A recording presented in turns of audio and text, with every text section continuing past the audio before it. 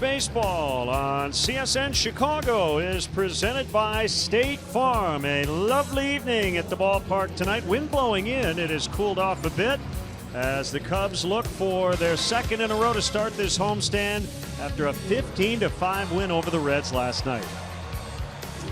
Great to have you with us tonight, Jim Deshaies, Len Casper. A 15-run outburst for the Cubs, and it was the combination of Chris Bryant and Anthony Rizzo. I think we need a nickname for those guys. Should we call him Brizzo? Resilient. No, let's go Brizzo. Brizzo, okay. Brizzo will work, and it has been a winning combination against the Reds for 2 or 3 years now. These two have combined. He had 24 home runs against Cincinnati pitching the last 2 seasons. Last night, Brizzo combined to go 5 for 9 with 7 driven in. Remember, Chris Bryant had 10 home runs against Cincinnati last year. Anthony has 6 already this season. Joey Votto's still hot, even in a loss. He had 3 hits last night for the Reds. John Jay's done a really nice job. The Cubs have been looking for somebody at the top of their order to be consistent, and he's been that guy here lately. Yeah, single, double, triple, first 3 times at bat last night. For the season, he has a .388 on base percentage. If he's able to maintain that, that would be the highest of his career. All right, Cubs a game and a half up on the second place Cardinals, who are at Fenway Park tonight. John Jay tries to get back over 300 tonight. He comes into the ball game at 299 on the year. The Cubs host the Cincinnati Reds next.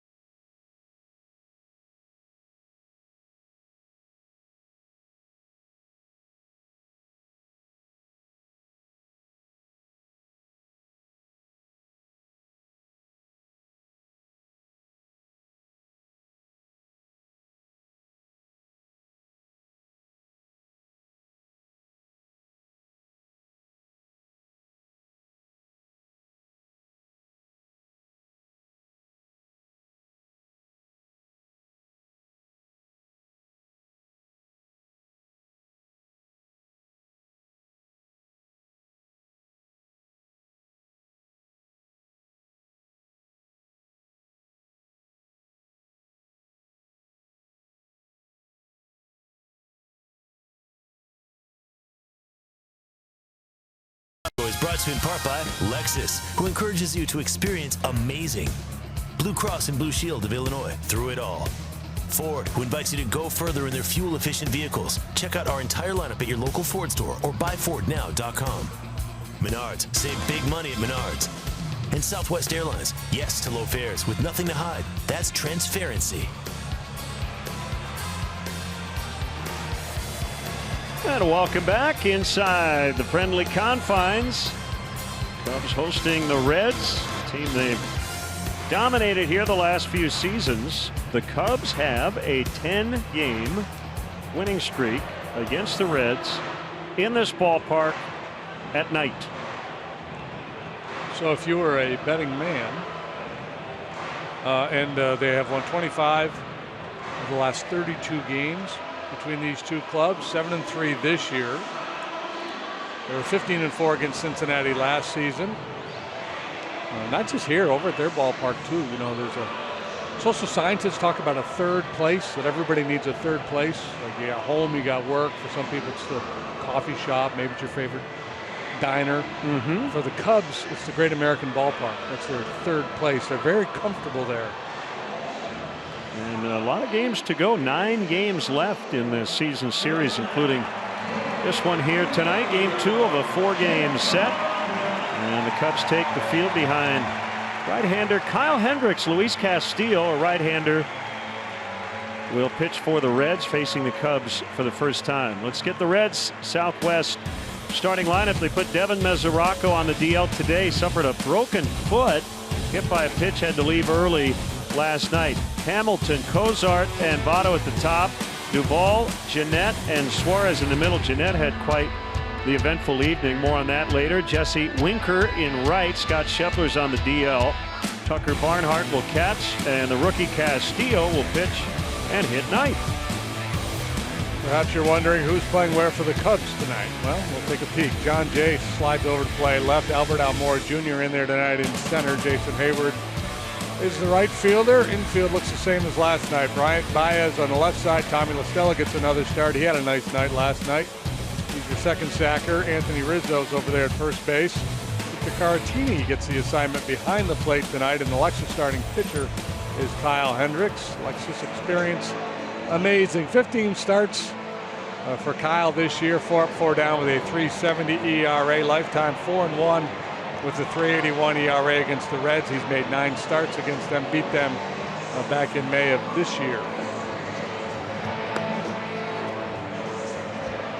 Set the umpiring crew for you. Marvin Hudson will work home plate. Brian Blackney at first. Chris Conroy at second. And the crew chief Ron Culpa is over at third. Mentioned in the open, Cubs a game and a half up on St. Louis. Cardinals starting a series in Boston tonight. Red Sox lead 1-0, top of the 4th. Leake and Porcello, the pitching matchup in that one. Pirates and Brewers are scoreless in the second. In Milwaukee, Nova and Davies the matchup in that one. Milwaukee 2.5 behind the Cubs. Pirates 4.5 off the pace. This is Kyle's 5th start since coming off the disabled list. It's been a mixed bag. The numbers are good, but I think he would tell you command has been inconsistent. We're underway as Hamilton pops it up, and this will reach the seats beyond third. Kyle typically throws strike one a high percentage of the time. His last start against the Giants, he only did that 50% of the time. Worked a pretty high pitch count. Had to leave after 4 2/3, making 96 pitches. He only allowed the 1 run on 5 hits. He walked 3, which is a high number for him in 4 2/3. 2 strikes on Hamilton, and even with 2 strikes, Chris Bryant, he'll back up a little bit now, but not nearly as deep as he would normally be against probably the fastest guy in baseball. Swing and a miss. Got him on the changeup for the first out. 85-mile-an-hour fastball with sinking action, and then a 79-mile-an-hour changeup starts on the plate, drifts down and away, and a futile wave by Hamilton. Well, the shortstop Cozart putting together an all-star season. Ooh. And give up on that one. Zach 0 for 3, reached on 2 walks last night. Third Cincinnati shortstop to start for the National League in the All-Star game. Dave Concepcion and Barry Larkin, the Hall of Famer, preceded him. The 1-1 swing and a miss. Did you know, Jim Deshaies, that Zach Cozart's leadoff hit in the bottom of the 3rd in the All-Star game snapped an 0 for 25 by Reds hitters in the All-Star game dating back to 2010. Did not know that.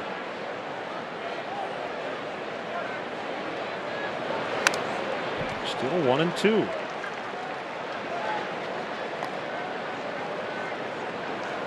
Well, you know, you mentioned Concepcion and Larkin, 2 guys that played there a long time. So there hasn't been a lot of turnover there. Shallow left, and it drops. Baez and Jay in the area, but perfectly placed by Cozart. That's their first hit. Cozart's done well in this ballpark over the years. A little good fortune falls upon him. He has to reach for this pitch. A little cut change up off the plate, down and away. Cozart just turned 32 3 days ago. He's due to be a free agent after the season. And again, putting together the best year of his career. And here's Joey Votto. And the Cubs have 3 outfielders and 4 infielders against him. One of his at-bats last night, they went with the 3-4 defense. Yeah, with Jose Quintana on the mound, who's more of a fly ball type pitcher, Joe opted to send Chris Bryant out into the outfield. So they had 4 across out there. Hendricks more of a ground ball guy, and he got a man on first, so they're thinking double play. And he doubled right down the first base line. Yeah. But it was a topic of conversation around baseball today, and as we said last night, we just kind of liked that it was different. By the way, Giancarlo Stanton is homered again. Oh my goodness. 3-0 on Votto. He's got 44 now. He's going to hit 60 the way he's going.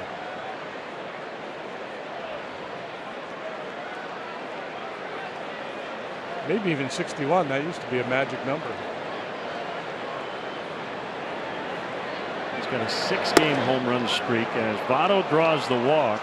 So he's halfway to extending his incredibly impressive streak. If he reaches one more time tonight, that'll be 20 consecutive games of reaching base multiple times, one off the modern record.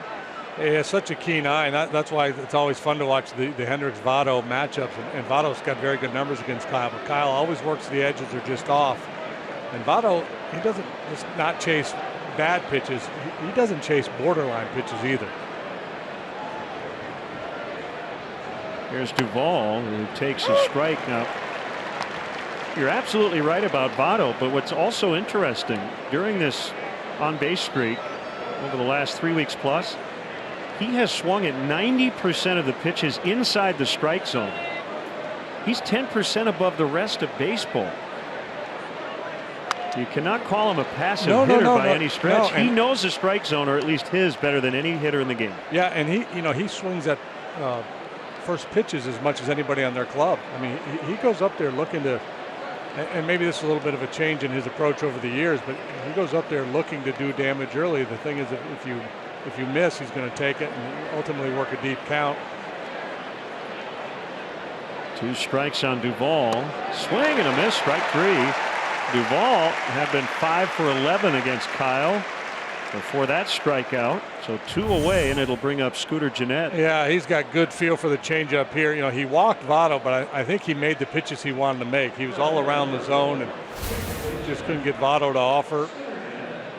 Real good changeup to strike out Hamilton to start the ball game. The base hit by Cozart was softly hit.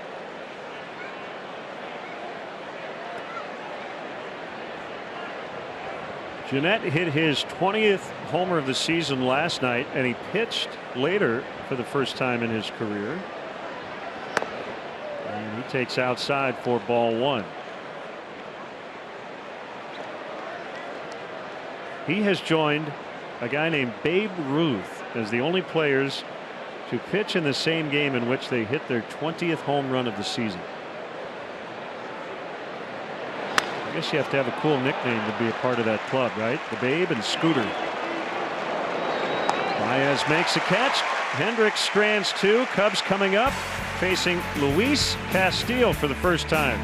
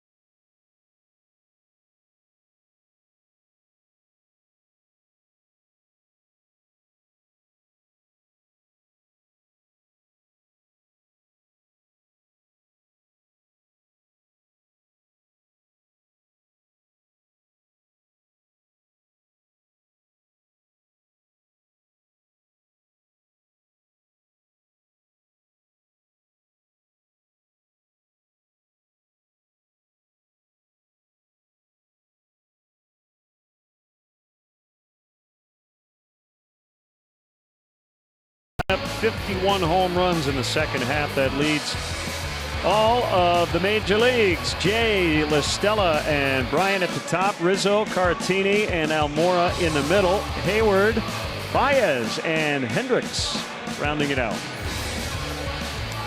Cincinnati defensively, Duvall's in left about once a series. Billy Hamilton will make it. Wow, look at that play. He's out there in center. Jesse Winker, the rookie, is in right.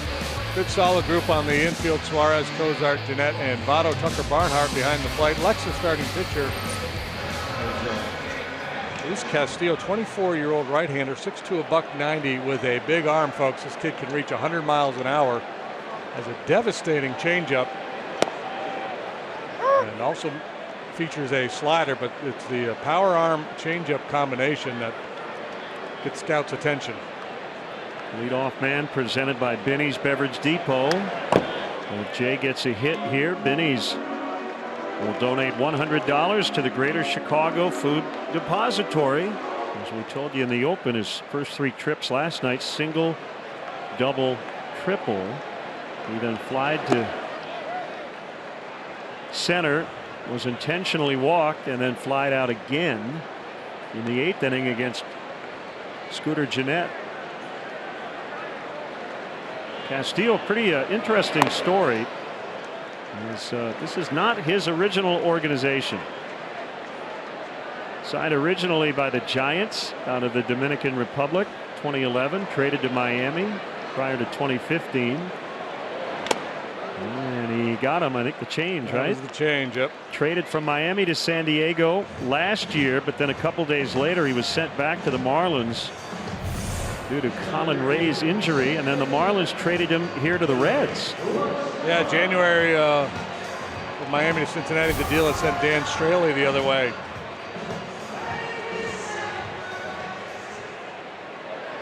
Tommy LaStella starting his 3rd consecutive game. Ben Zobrist with his neck stiffness feeling better. But Joe's going to give him another day.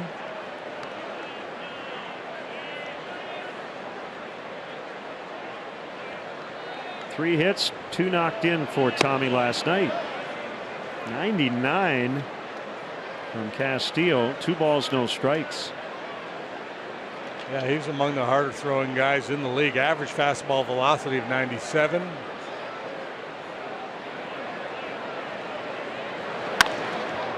Smack foul out of play. And it's 2-1. Left-handed batter's hitting just 186 against him, and with that changeup, you can understand why. That's a tough pitch to stay on, especially when you're gearing up for 97. Stella got a piece of the change. 2-2. Big crowd tonight, 74 degrees. We've got a northeast wind. It's blowing straight in at 11 miles an hour. Very comfortable.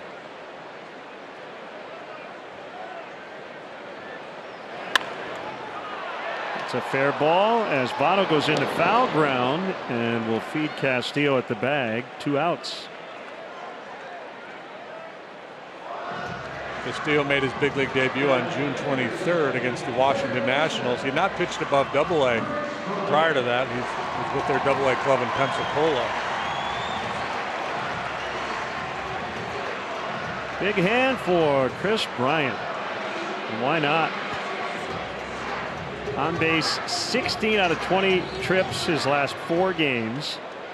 His current OPS is 946. That's 7 points higher than when he finished his MVP season at last year, 939.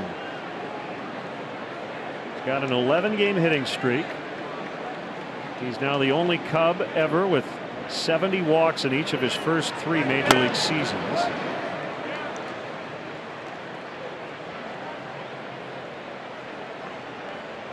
Two and 0. Yeah, and I just, we talk about it all the time, but it's been so impressive to watch lately, just the way he's been playing the game, stuff on the base paths. Scoring from second the other day in Arizona on a wild pitch.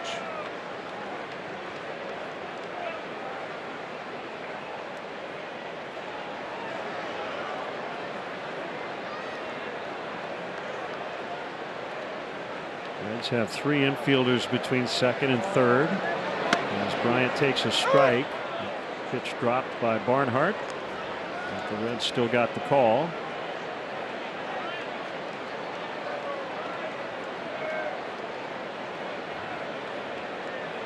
I think some of Chris's teammates last night after the auto shift said, "You're just a 4th outfielder." All 4. Kick him out of the infielders union. He was literally a 4th outfielder last night. What at bat.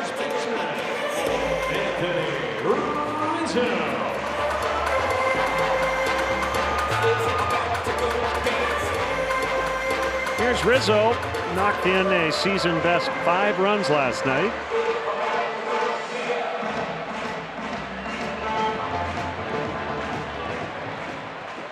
Team leading 27th home run.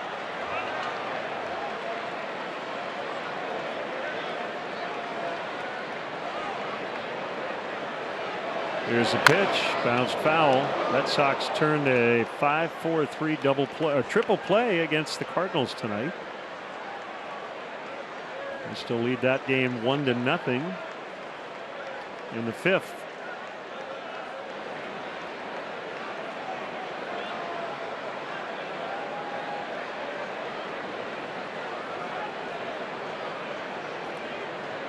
We'll go heavy changeup against the left-handed hitters. Fastball doesn't have great movement, but again, it's 99. If you spot it, you're in pretty good shape.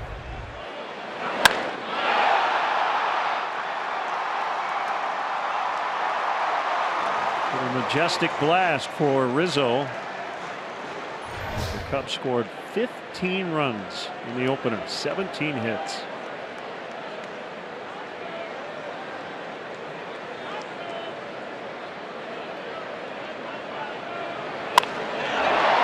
Left field, and Duvall will have to play it on a bounce. 2-out walk followed by a single, and it'll bring up Caratini, the catcher, with 2 men on.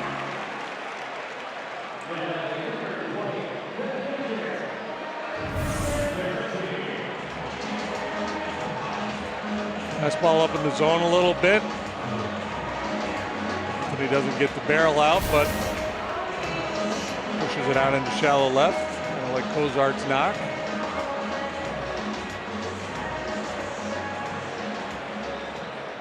Victor making his 7th big league start, all but one coming at catcher.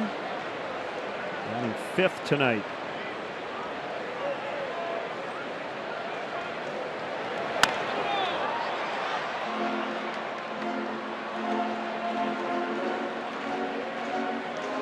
'51 homers since the break. Now Wilson Contreras doing a lot of damage, and obviously now that he's out, others have stepped up. Cubs have 3 guys with at least 20 home runs. Rizzo, Bryant, Contreras, and they have 3 more guys who have a pretty decent chance to get to 20. Schwarber 1 away. Baez has 18, Happ 15.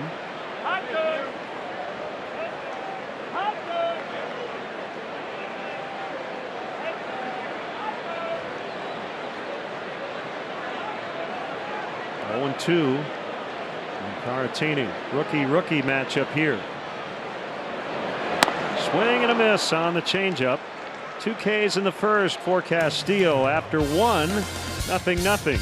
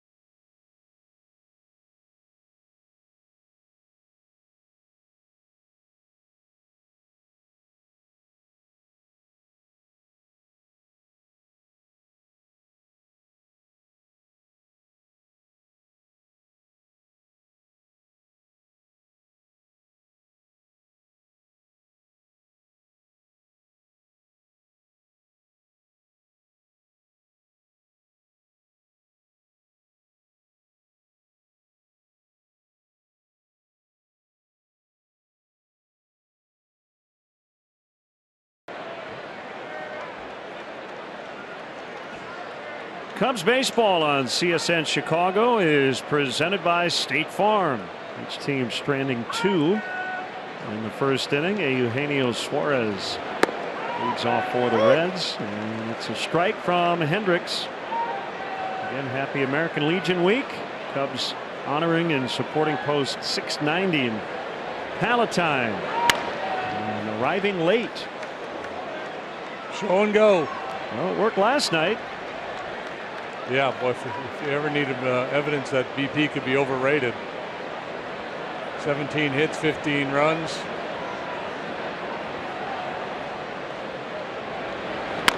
Suarez bounces toward third. It's foul.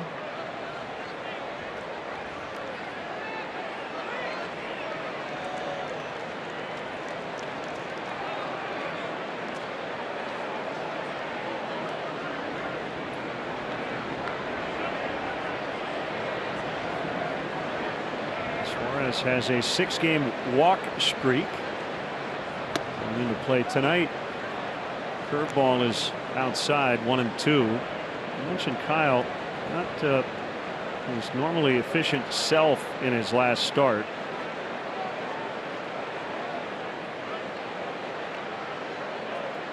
Three times in his last 5 as he strikes out Suarez. He hasn't gotten through 5 innings. Last year, he completed 5 innings in all 30 of his starts.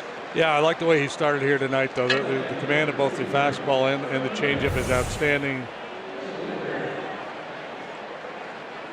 The bottom just drops right out of that one to get Suarez. Yeah, this Reds club, a patient group. Not just Votto. Votto has the highest walk rate in all of baseball, but Suarez, Cozart will take their walks. Winker, when you look at his minor league numbers, pretty patient hitter. Ball 1 on Winker in his 4th big league stint this season. 23rd game overall. And when he was promoted most recently on August 1st, he was leading the AAA International League in batting at .314 and on base percentage .395. He wasn't hitting for much power at AAA, and he has in the past.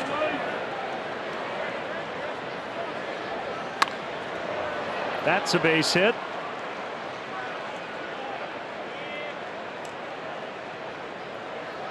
And we'll bring up the catcher, Barnhart. And boy, what a bad break, figuratively and literally, for Devin Mesoraco last night. He's going to miss 3 to 6 weeks. He got hit by a Jose Quintana pitch, and then I believe it was at second base later on in that inning, and he said, I can't go anymore, and now we know why. Yeah, breaking pitch right on the top of the side of the foot. Again, literally a breaking pitch. Yeah. And and we were kind of joking last night about Mesoraco. He's from Punxsutawney, so we got the whole Groundhog's Day theme going, and that's kind of been his story. The poor guy, man, injuries year after year now.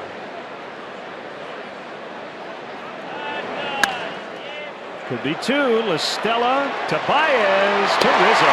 4-6 to 3 to get Hendricks out of the 2nd inning. Side retired. No score.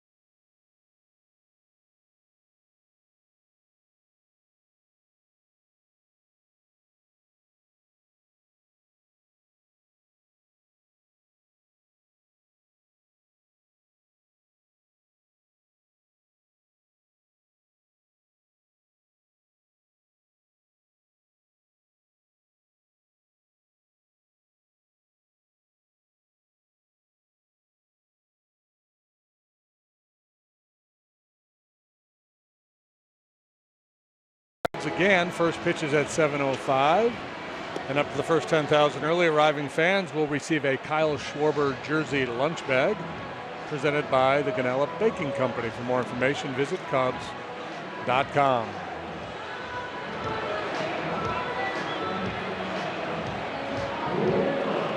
Cubs batting in the second against rookie right-hander Luis Castillo, not to be confused. I don't know of any relation to the former switch-hitting middle infielder, long-time Florida Marlin.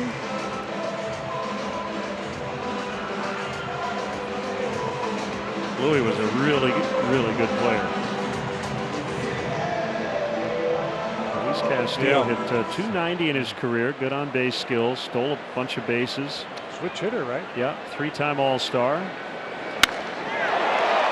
Line shot, Almora. Caught by Duvall, one away. Yeah, I like Almora in there tonight. I think you got to have some right-handed options against Castillo because of that changeup. He could get into that comfort zone if you're facing one left-handed batter after another. Heater changeup combination. Changeup has a little fade that will move into a right-handed hitter, and then sometimes that can be a risky pitch.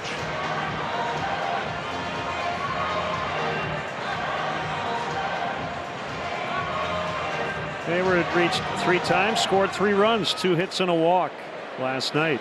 Just about everybody got into it. Alex Avila had a real tough night, though. He went 0 for 5, lined out 3 times. So he hit the ball hard, just wasn't rewarded. Always seems to be that guy in a big night like that where everybody's doing damage. It always seems to be one guy that, I don't know, has to make the outs. That's it. Nobody made the outs, we'd still be playing last night's game.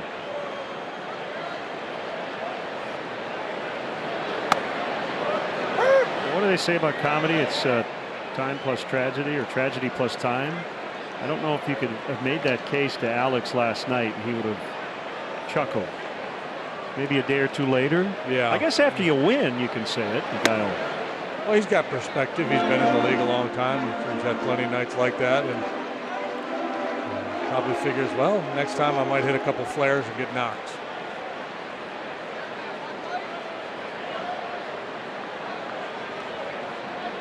The 2-2 to Hayward. He just shattered his bat as he dribbles one right to first base. Votto will take care of it. Red Starters have a 6.09 ERA, one of the highest all time in the fine history of our game. They've used 14 different starting pitchers. They currently have 3 rookies in the rotation. This isn't new. It's kind of been a theme here for a couple of years now for Cincinnati. They've got a very good offensive club. If they get some pitching, then they could be interesting in the next couple of seasons, but they're really going to need to upgrade the rotation. That's why this guy's so intriguing. At a 2.58 ERA at AA in 14 starts. That include 1 miserable start. You throw that out and it's in the low 2s. 2-0 on Javier Baez, who has homered in back-to-back games. He's hit in 11 in his last 12 at a .326 clip.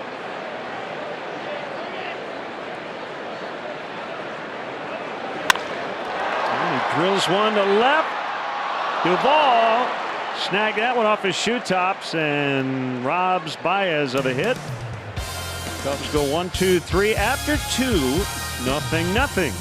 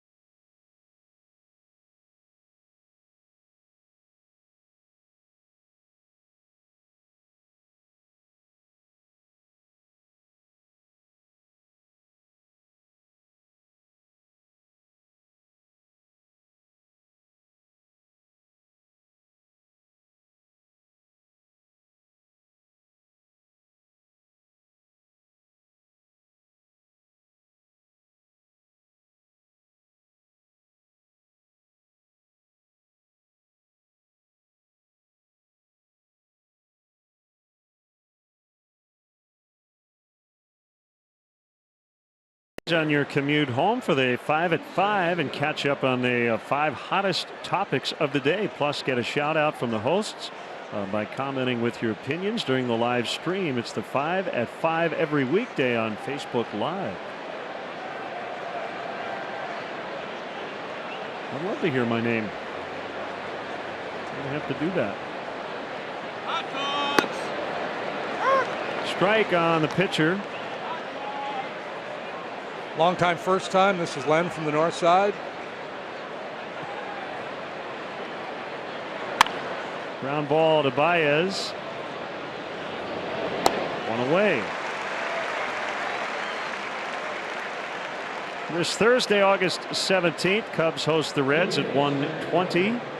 Up to the first 10,000 early arriving fans get a starting Aces bobblehead presented by Las Vegas.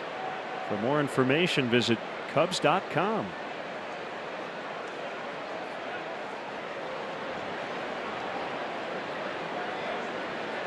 Hamilton struck out to start the ball game. This ball had some good cutting action as he tried to get the bunt down. I don't know if he trying to claim that he didn't bunt at it. So Marvin telling him he thought it hit his bat, and Hamilton saying it was off his glove. Here comes Ryan Price. But he clearly bunted at it. He pulled it back late. So whether it hit his bat or not should be insignificant, right? Yes, well, there was a little flinch. I mean, on that look there, he might have a better case, but initially I thought he had definitely bunted at it. I thought he did too. Yeah, I still do, yeah. Very subtly.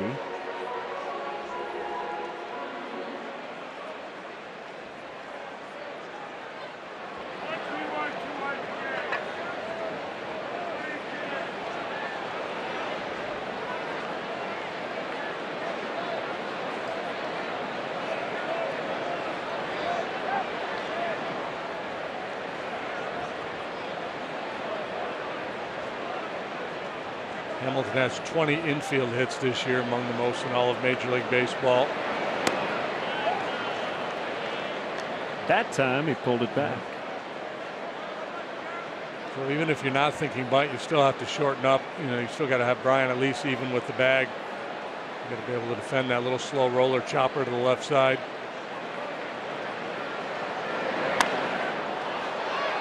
Foul pop up, no room for Bryant.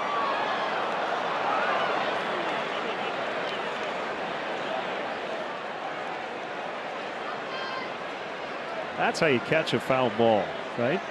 They do. The guy didn't move. He just sat there and let everybody else volleyball it around the stands, and then just landed for it to land, yeah, almost in his lap.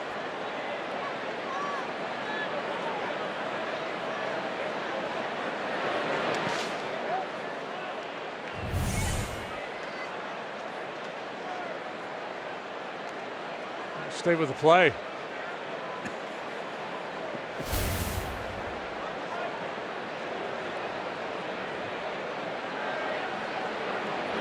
Swing and a miss. He got him again on the change.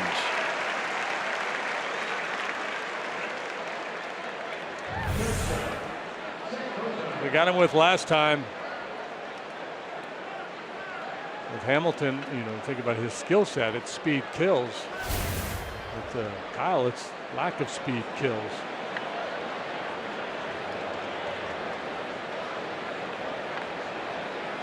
Cozart singled in the first inning, takes a strike. The Cozart will cross you up every now and then and attack that first pitch, but normally he's taking. To look at least one over, and it can be a freebie, especially for a guy like Hendricks with such command.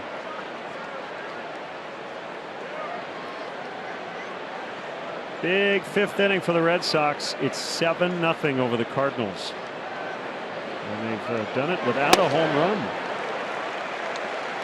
There's something extra elevating at 87.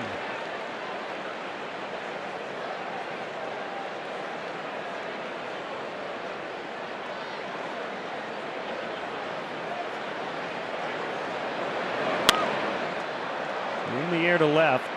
Baez calling off Jay, and the shortstop makes the grab.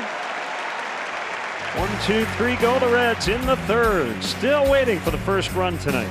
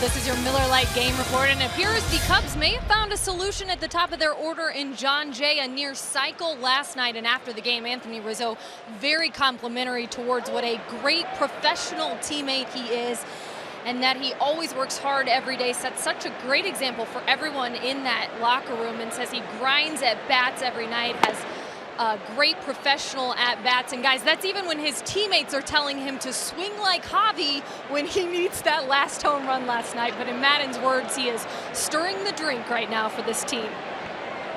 Yeah, it's an interesting one, the idea of trying to hit for the cycle. And normally when you try to hit a home run, it doesn't work.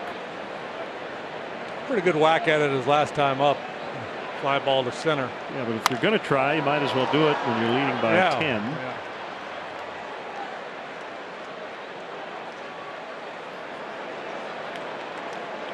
Meantime, 1-2 on Hendricks. Swing and a miss. Hey, I should mention, not related to baseball, but a Hendricks related note. I was told today is the 50th anniversary of Jimmy setting his guitar on fire at the Monterey Pop Festival. That iconic photo of Jimi Hendrix. So that was 50 years ago today. Split screen of Jimi Hendrix and Kyle Hendricks.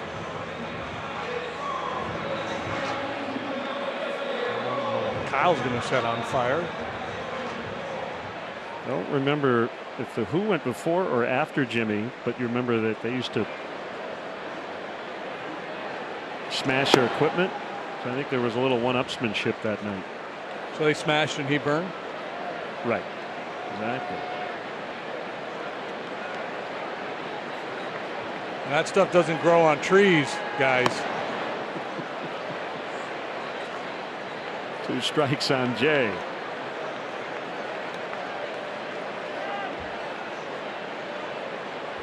It's a Mozart. Mozart used to take an axe to his piano every now and then just for effect. Fly ball to right. Winker makes the catch, 2 outs. The Reds have not been hesitant about throwing this kid into the deep end of the pool. He has made 5 road starts prior to tonight. 1 in Miami, at Yankee Stadium, at Arizona, at Colorado, 2 great hitters ballparks against 2 very good lineups, and at Washington against that club, and now here at Wrigley Field against the defending world champions. When it's your turn, it's your turn. You just go out there and do your best. And He's rattled off 3 consecutive quality starts. He's had to pitch around some walks.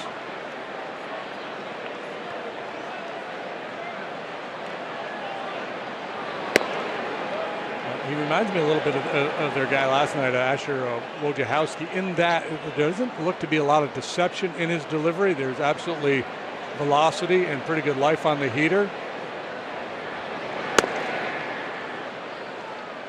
But guys who pitch kind of rotationally side to side with their shoulders, I think hitters see the ball a little bit better against them. Watch the first move with the glove as he starts towards home plate. Right there. He kind of drops it and just kind of push it. You know, when you think deception, you think the guys with the high front side. Throw that elbow up in the air. Shoulders go more up and down than side to side. Right there, so I think the hitters get a pretty good look at him. Inside, 3-2.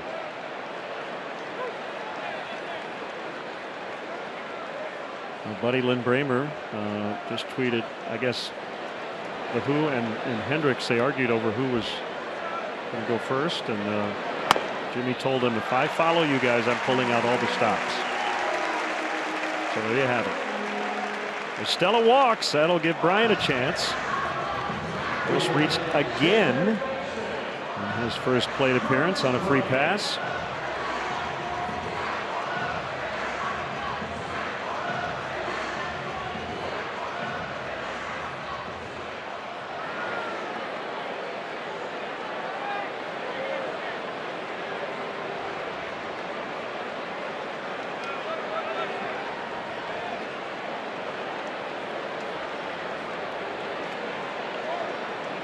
Here's a pitch on the ground. Cozart to Jeanette. And we'll head to the 4th. 0-0. Reds and Cubs on a gorgeous night.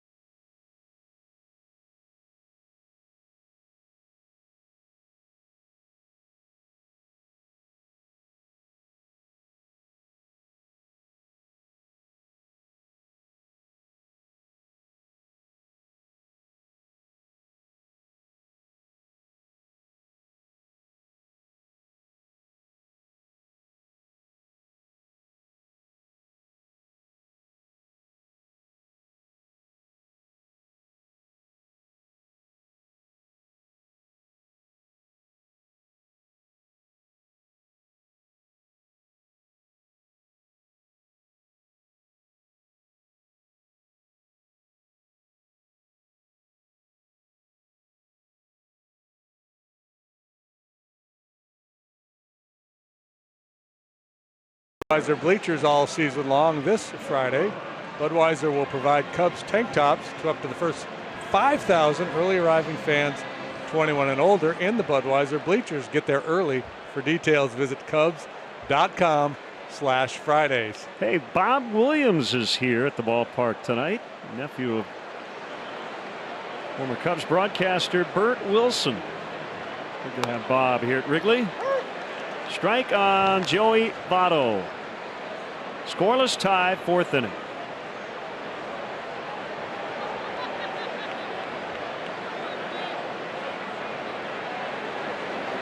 Hendricks gets a swing and a miss on the change. Look at Votto. He's not going to leave the box. Okay, let's go.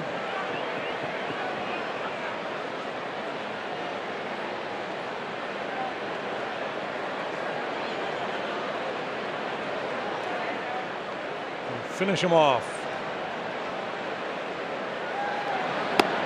Ooh, good try. Made the pitch. Man. I'm with you, Joe. Yeah, I think that might have been a reputation call. Votto took it, and Marvin Hudson thought can't be a strike. Yeah, that time. Yep, you got it. Joey thought he'd go back in there. I think that changeup was clearly in front and center in Votto's mind. And so it's back-to-back two-seam fastballs. So first you don't succeed, try again, and you got him.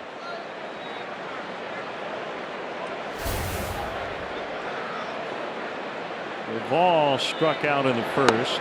Takes a strike. This is vintage Hendricks here tonight, man. He is locked in. Got a little more life on the fastball when he wants it. He's on the edges. The changeup is outstanding. Not using his curveball much.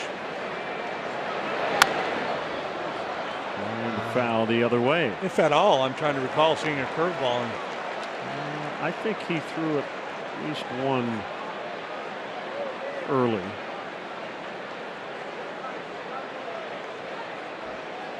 That could have been last week. He did throw a few in the more than he normally does in the start against the Giants.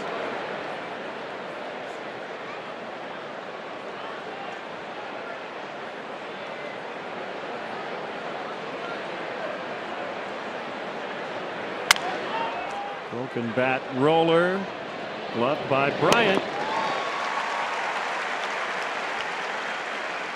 Hey, Saturday night, one of the highlights of the year, the Bristol Night Race. The NASCAR Cup Series races on the High Bank Short Track Saturday at 6 on NBC. Kids in Bristol are sharp as a pistol when they do the Bristol race. Nice. Here's Jeanette, up to short in the first.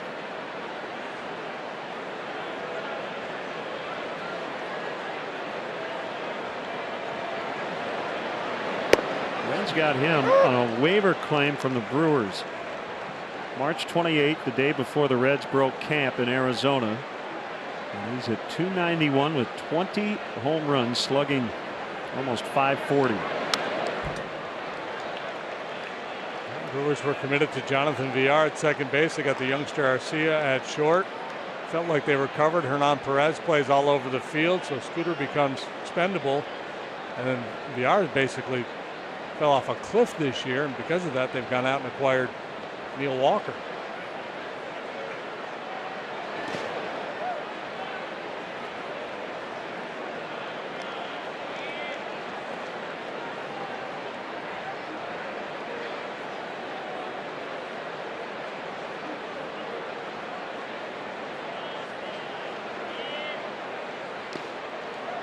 Outside, 2 balls, 2 strikes.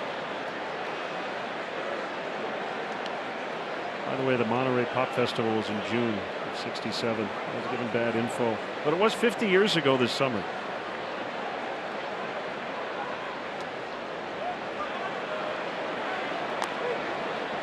Three and two.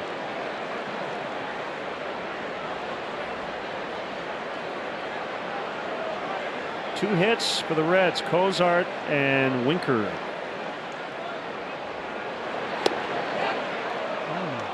Close, didn't get it. It's the second walk issued by Kyle. Votto in the first. Jeanette here in the fourth. Yeah, and I think Scooter was just wanted to make sure he didn't get fooled by that changeup. So you know, he was not in swing mode there, and was able to lay off that borderline low fastball.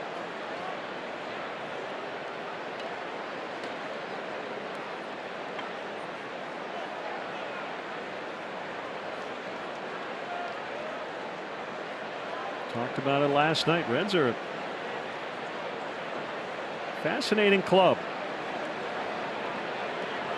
They hit home runs, play good defense, but they have really struggled keeping the ball in the ballpark in terms of their pitching staff. Suarez with a base hit. So while they're a last place club, this is an offense that can do some damage. Right. I mean, you look at this, the last place club, so you say, well, it's a bad club. It's a bad club unless you have to pitch against them. Because they got a lot of thunder in the lineup. They score a bunch of runs. They just give up too many.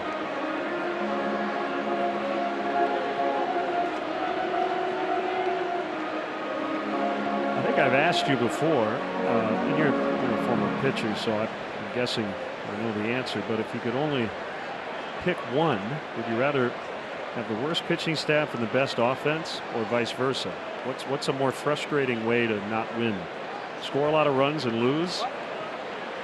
Yeah, I'd rather or pitch lose well. a lot of 2-1 games. Yeah, that one, because they go faster. Good point. I would imagine if you talk to the Reds, they probably just feel like they're out of so many games because their starting pitching gives it up early, and that's got to be very frustrating. If you pitch well, you always feel like you're 1 or 2 hits away, and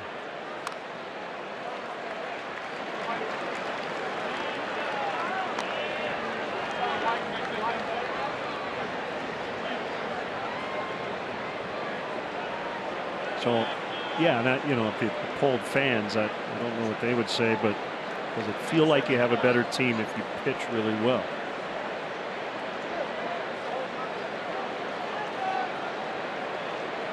Two, swing and a miss. Hendricks keeping them in check today. 0-0, 4th inning.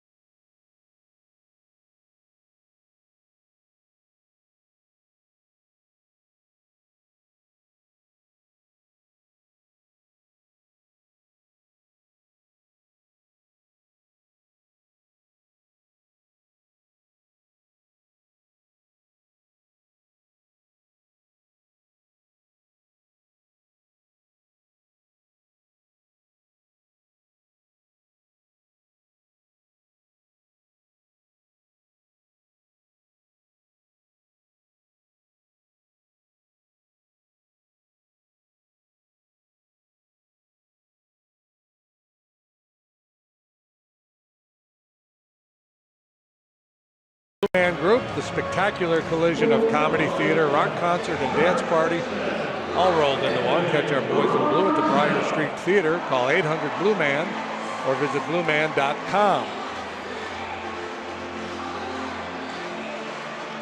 Hendricks and Castillo have both been really good. Bottom of the 4th.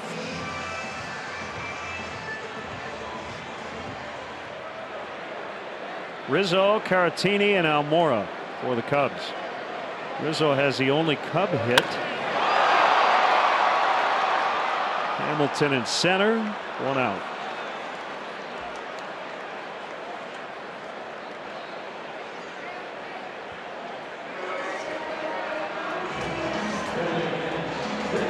Comes Caratini.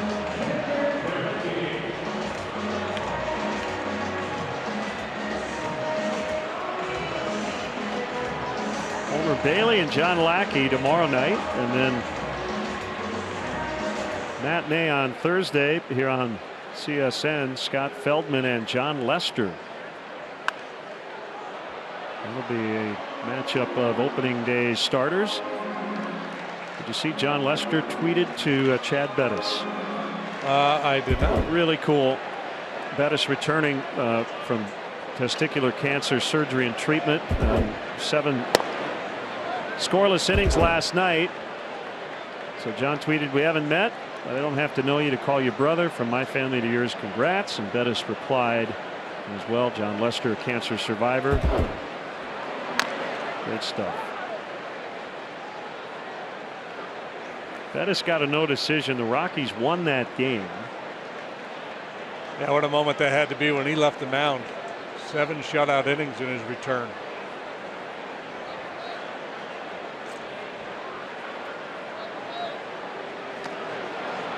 Caratini strikes out. 2 down.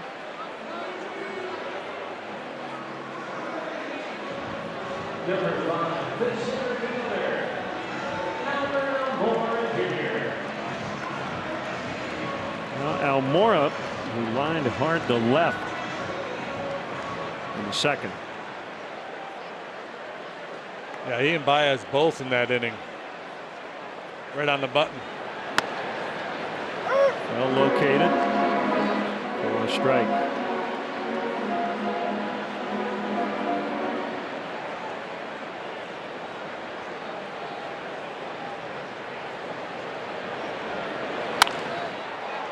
That one not hit nearly as hard, and it's a base hit. That's the way baseball is sometimes.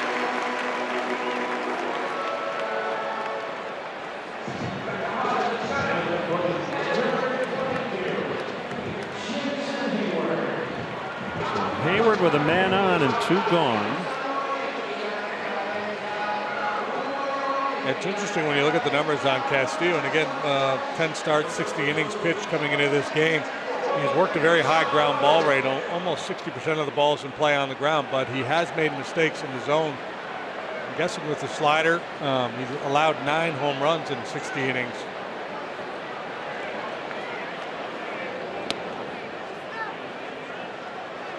Awfully sharp here tonight, though. My theoretical question on Twitter anecdotally is getting a I'd rather have the best pitching staff response. That it's more aesthetically pleasing. And I would agree. I mean, we've seen some barn burner 10-9 ball games, but nothing quite like a 2-1 game where it feels like every little thing matters. I suppose in a 10-9 game it does too, but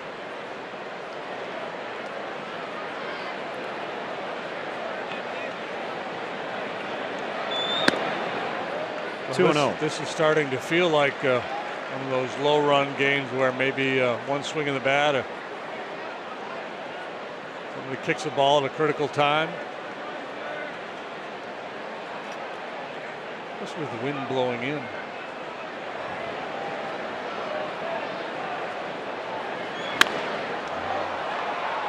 left field, and the wind will push that one back into the grandstand.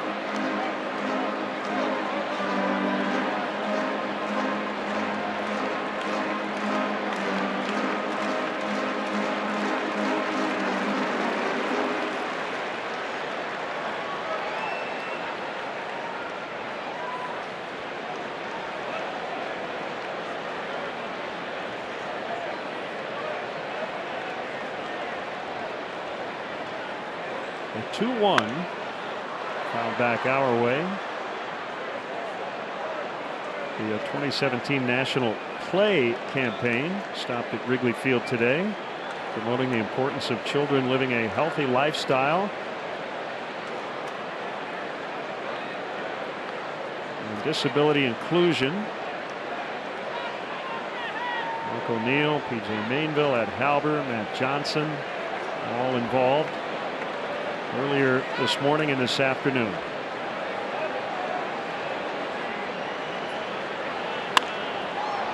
Fly ball out into left center.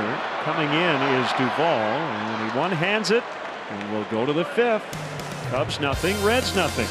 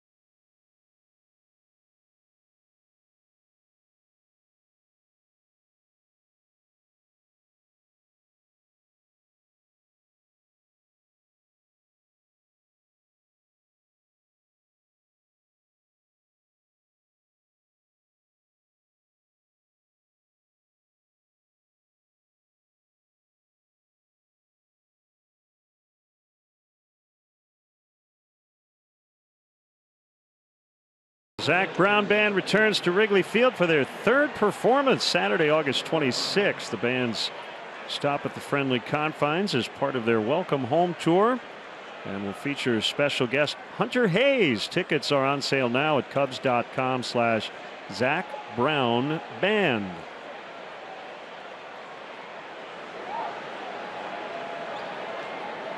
Just a couple more notes on the National Play Campaign. Earlier today, the Cubs athletic training staff was here.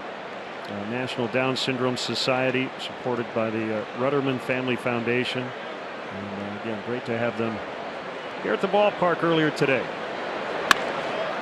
Tucker Barnhart lines hard to Almora. One out, fifth inning. Reds haven't hit many balls hard tonight. That one pretty well stung by Barnhart.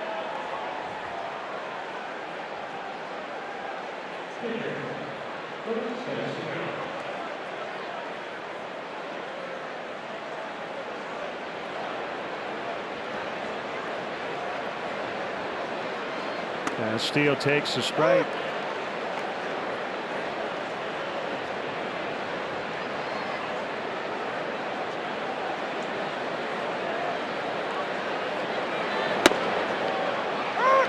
Oh, 0-2.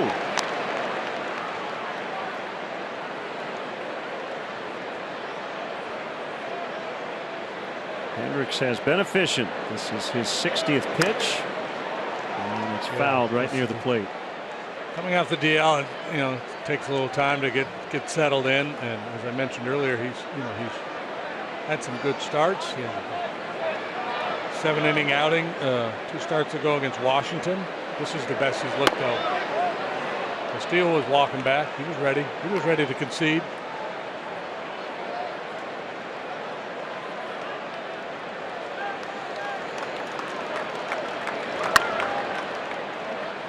Second time he's grounded out to short. You mentioned his major league debut was in Washington. Castillo actually batted before he pitched. The Reds scored 4 runs on 5 hits in the top of the first. That's always a little odd. Thinking about throwing that first pitch, and instead you got a bat. He grounded out.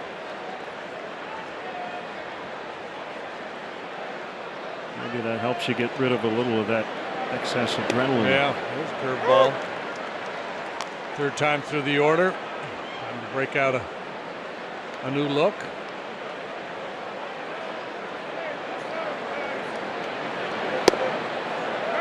Fastball low, 1-1. So at this point in his last start, he was at 96 pitches on his way out of the ball game.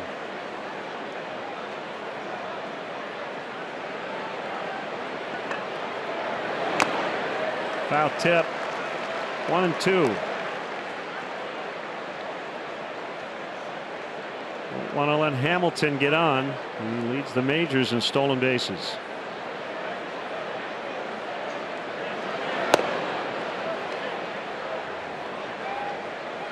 They say you can't steal first, but if you hit a ground ball at somebody and you beat out the throw, that's kind of like stealing first, isn't it? Yeah, well, it's a speed play, I guess.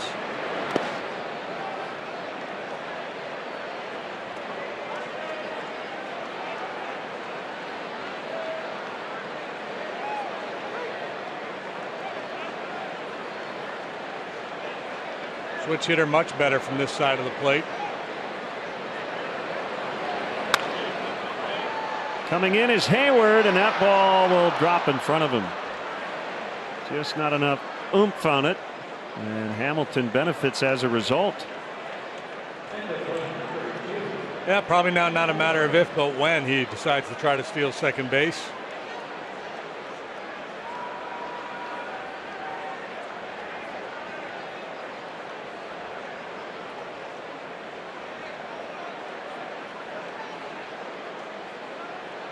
They're still a work in progress, maybe average, a little bit below average in terms of arm strength, but it's mostly trying to tighten up the footwork part of it. He likes to throw from his knees.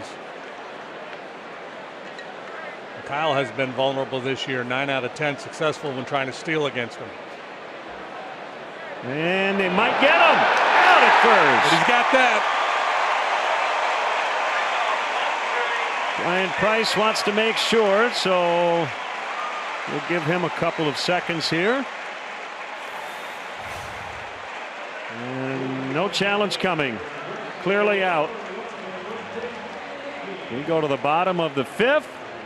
Still no score.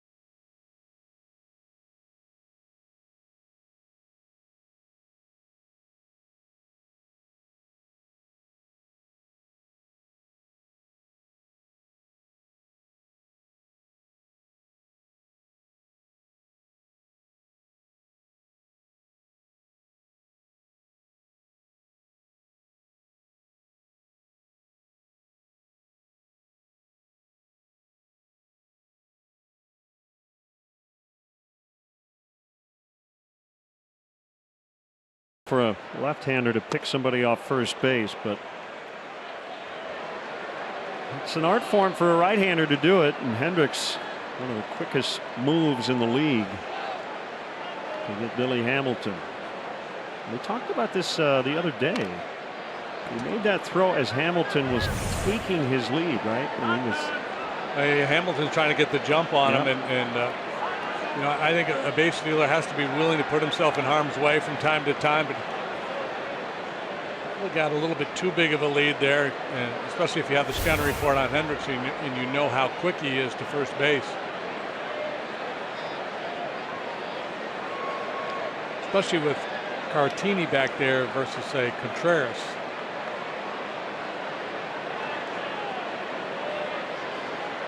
Oh, 2 to Baez. Swing and a miss. Well, strike 3.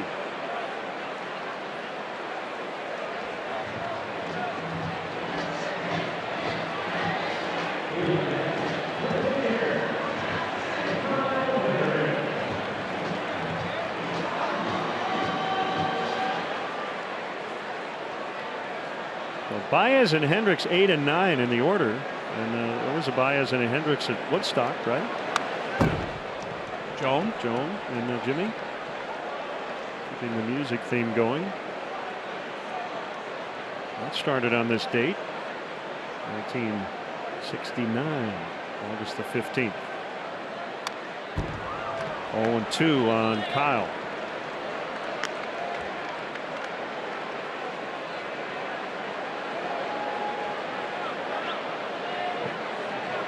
Looks like Castillo's got a middle infielder's glove.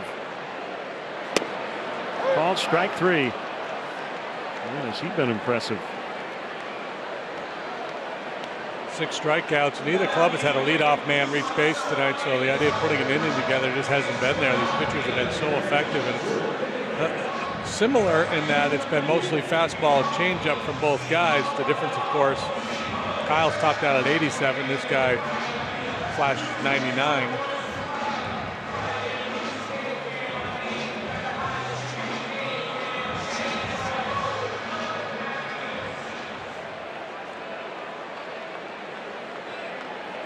Two outs. It's John Jay, who has struck out and flied out.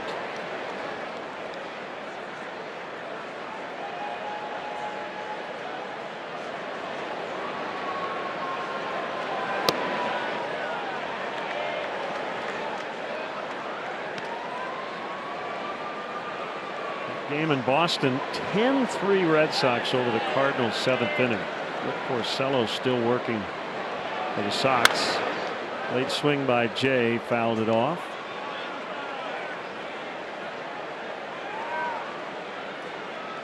Pirates and Brewers tied at 1. They're in the 6th inning at Miller Park.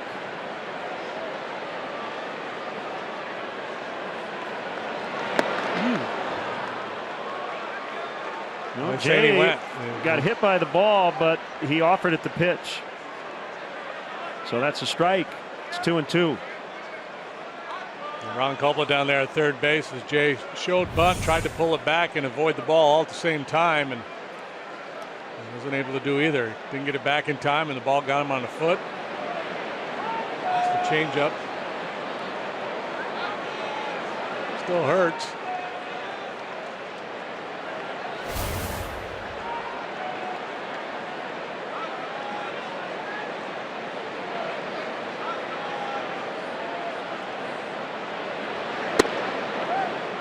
Just off the inside.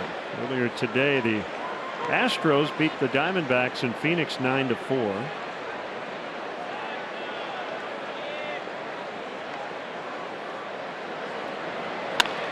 Ground ball, diving stop, Votto. Castillo to the bag, and he got him.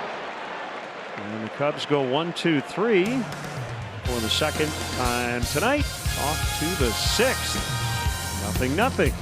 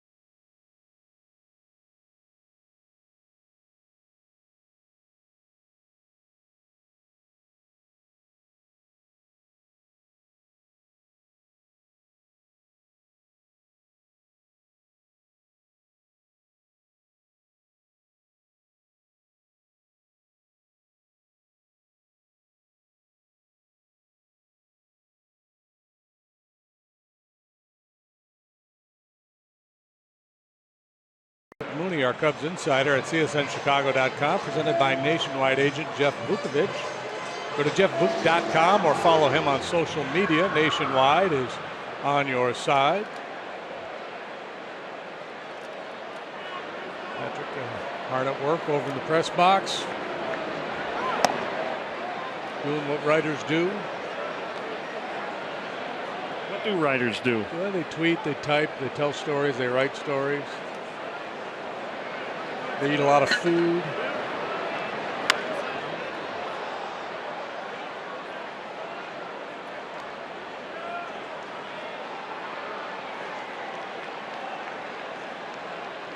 But they do not cheer. There's no cheering in the press box.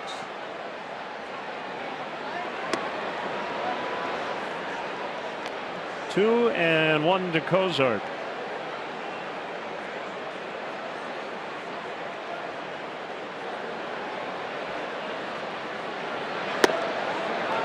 There's a strike.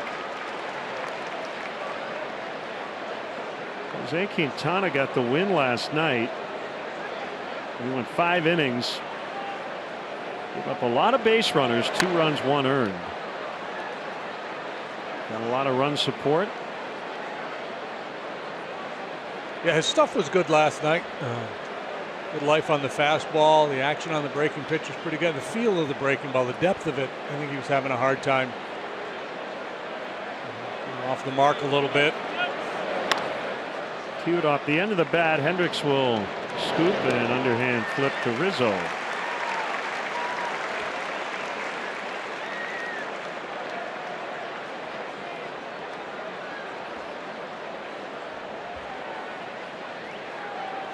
Bryant will head over to shallow right against Joey Votto. So I guess, you know, we're talking about the 4-man outfield last night. Right now,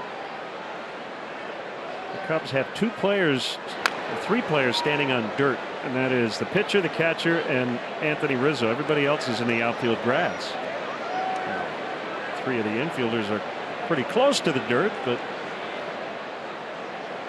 Bryant almost like a rover in the shallow right.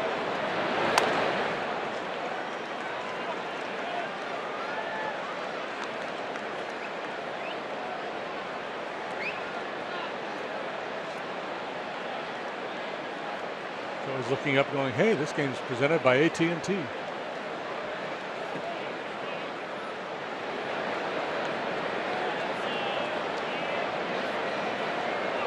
Moving Bryant more towards the line and a little bit deeper.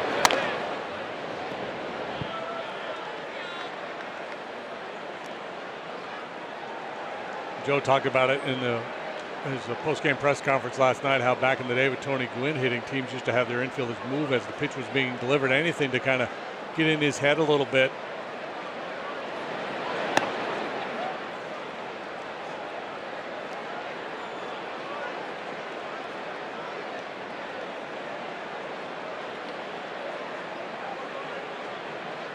Really choking up.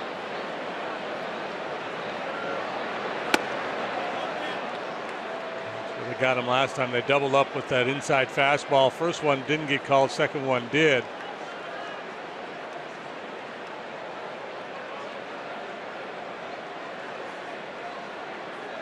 Choking up, trusting his quick hands. So I'm sure his mindset is, you know, I'm not going to get fooled by that changeup, and I trust that I'm quick enough to get to the fastball.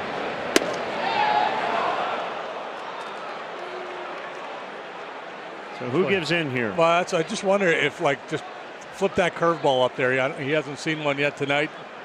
Just give him a little different look, see if that would lock him up. So he's reached twice again. 2 walks tonight.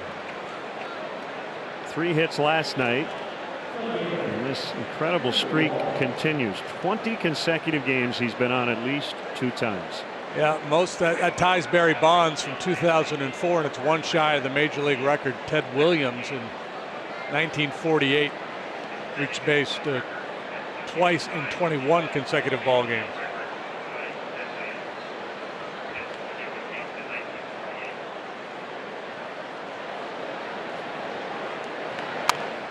Yeah, so on that list, Williams, Bonds, Rose, Votto.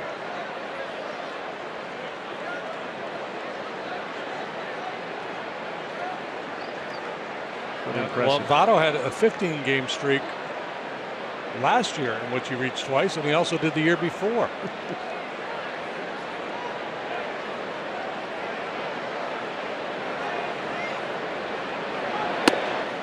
Way outside on Duvall.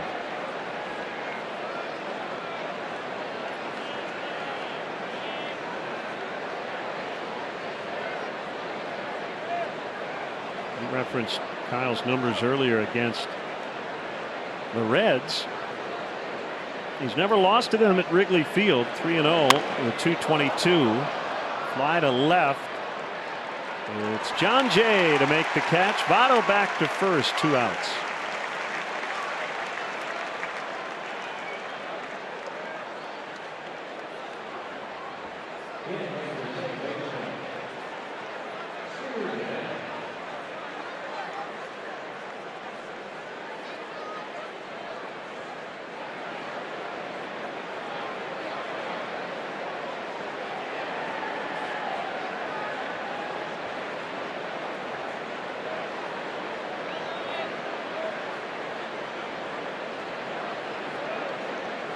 Votto at first, 2 outs.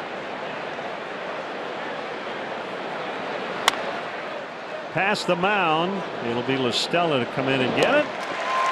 Beats Jeanette by half a step. And we go to the bottom of the 6th. On a beautiful night in Chicago. 0-0.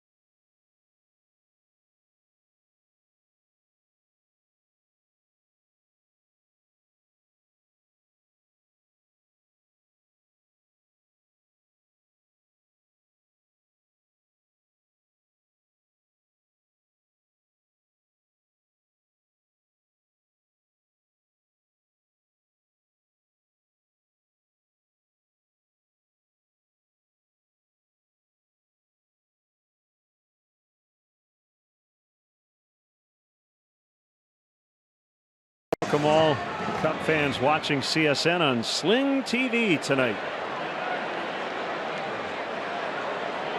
Rookie right-hander Luis Castillo, a strike on a fastball to Tommy La Stella. Could use the leadoff man, and La Stella, we always talk about how he can handle velocity. See if he can get on one of these heaters. At that time, Castillo, one of 8 rookie starting pitchers used by Brian Price this season. They've used 13 rookies in all. And the pitching staff lined and caught by Suarez. For out number 1. Over the last 3 seasons, rookies have started 49% of the Reds games. That's almost half. Yes, it is. Good ciphering. A little broadcasting trick. If you say it with a certain authority, it sounds way more impressive than obvious.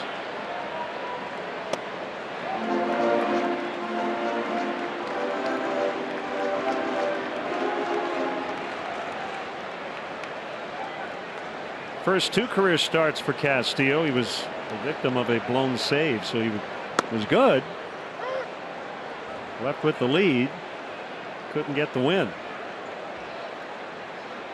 Well, he's been very much the predator here tonight, not wasting time between pitches, attacking with that good velocity.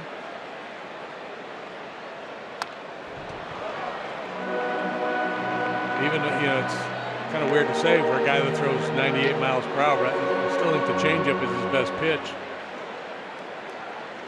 It's 2+ offerings and a developing slider, and if he really gets the feel for that, then it's going to be tough going for National League hitters.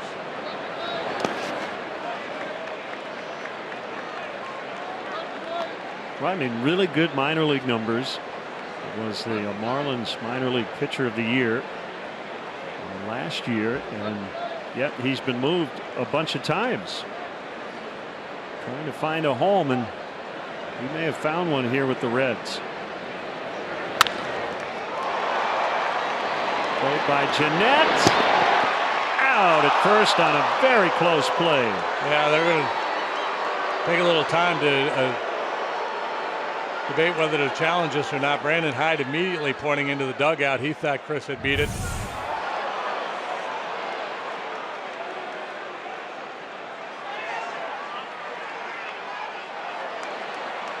Guessing Joe will challenge. Yeah, it's 1-4-3 on the putout, but mark it in pencil because you might have to change it. Well, infielders learn the hard way against Chris Bryant, don't they? You just cannot wait. A stumble there after he crossed the bag too, and with the Harper injury the other night, anytime I see anybody lunge for a bag like that, I get a little concerned. Of course, the Harper play, the base was wet from the rain. Meantime, I'm not sure.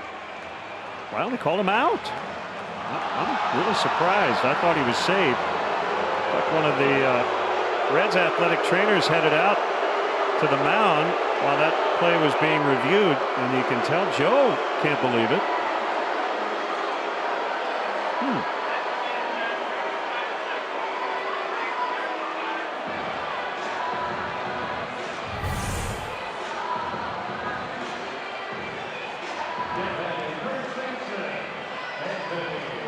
Well, so the question is, the heel hits, does it hit the dirt? Yeah, and you know, initially, right, when they first implemented a replay, they said that the ball had to be in the back of the glove. Well, that's no longer the case. I don't know exactly how they define a catch now. So Rizzo with 2 outs. Joe looked over at the crew chief, Ron Culpa, at third. As if to say what happened, and Culpa just kind of shrugged his shoulders. At this point, it's out of his hands.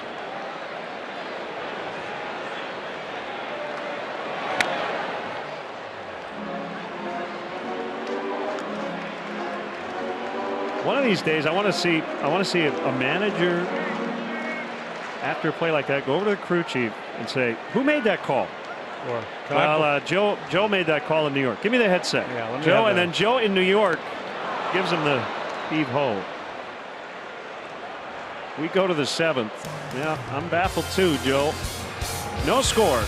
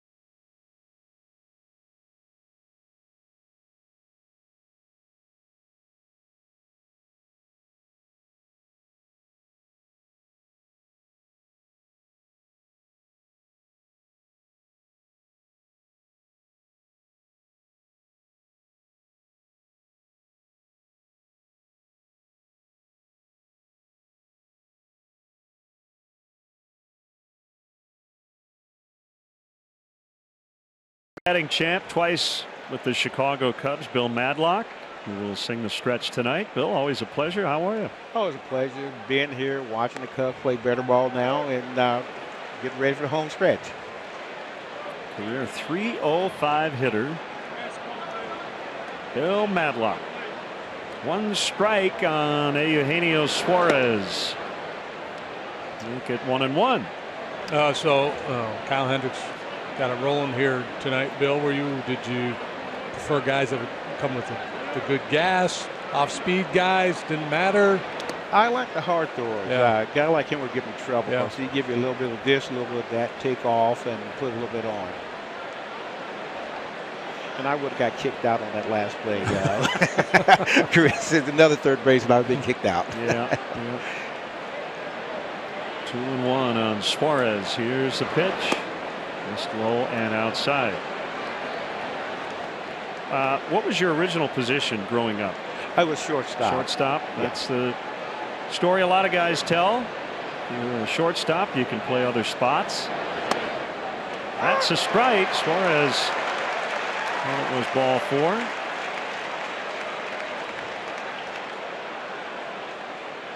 Reds haven't had a leadoff man reach either, and he thought he'd worked himself a walk. It's at the top of the zone.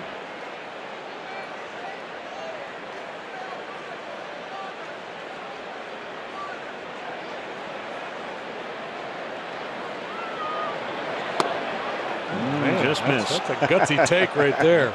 So that's a leadoff walk. Probably could easily have been strike 3. Did you pitch as a kid? I already pitched a little Everybody bit too, right? pitched Yeah. when you're a kid, because usually if you pitch, you was one of the better athletes on the team. But now everything's specialized at 7 years. You're a PO pitcher only. We didn't go through that when we were small. So I'm curious, back in the 70s when you were traded a few times, how did you find out? Did you get a phone call? Were you at the ballpark? The general manager call and say, here's what's going on? What was the process? I mean, now there are a million ways to find out that. When I got traded to the Cubs, I was down in Dominican, and someone came up there speaking Spanish, which I have no idea what he was saying. And finally, Tommy Lasorda, he was managing down there, and he told me I had got traded from Texas to Chicago. For Fergie, right? Yes. One strike on Winker.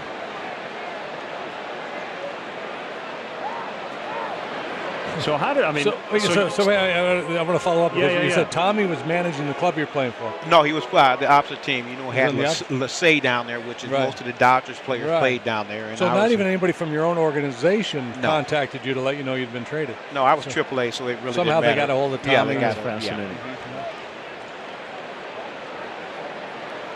Here's the 0-1. And a base hit. So the Reds making some noise here in the 7th. Okay, so you get traded for a future Hall of Famer.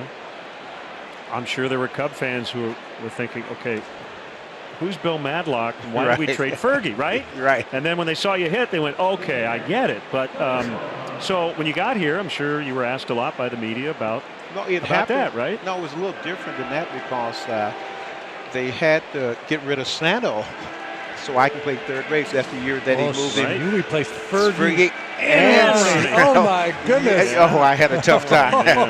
You got to be kidding me! Yes, it was being how the Cub fans, they get attracted to their players. Yeah. It was tough.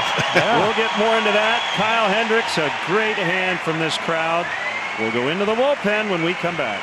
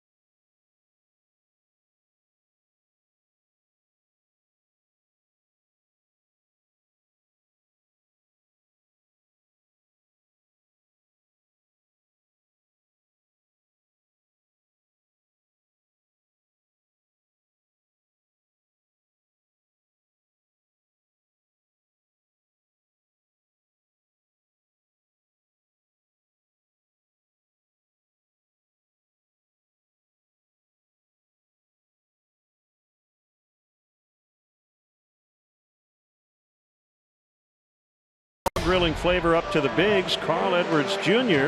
in a big spot, first and second. Nobody out in a scoreless ball game. Carl, after going through a bit of a rough patch, better his last 3 times out for the year. Pitching for the 53rd time. He's 3-3 with a 361. Hendricks, man, he was outstanding here tonight. Well-deserved standing O as he left. And here's Tucker Barnhart. Suarez at second. Winker at first for Cincinnati. We're chatting with former batting champ Bill Madlock, who hit .354. Was an all-star with the Cubs in his second season here. 75 at .313 and 74, and then led the majors in 1976 with a .339 average. Bryant in on the grass at third. Barnhart bunts, foul. So yeah, so there's a lot of pressure on you. You're 23 years old, but you just do what you do, right? And you went out and you hit, because that's what you did. Well, I had a great ride, you know, that monitor stuff. That Billy Williams, he was still here, so that was great playing with him. You know, I know no better hitter than to watch than Billy Williams. We love Billy. Love standing around the batting cage with Billy. He can break down a guy's swing in about 90 seconds. Oh yeah, he's good at that. 0-2 on Barnhart. So you're a Giant. Did Candlestick have artificial turf when you were there? Do you remember? It did, and then the second year it didn't. It didn't. You know, Okay. Unfortunately, they traded a running back to San Francisco from Buffalo to San Francisco, and they put the dirt in because he came over with bad knees. 0-2 is bounced foul, and then a lot of time at the Three Rivers Stadium with artificial turf, and really at that time the entire league had it. Did you like it? I like hitting on it, but right now my knees can feel all those years playing on that AstroTurf. You know, Yeah, I'm trying to picture Candlestick with turf, and I can't call that to mind. Yeah. Yeah, in the mid-70s. Yeah.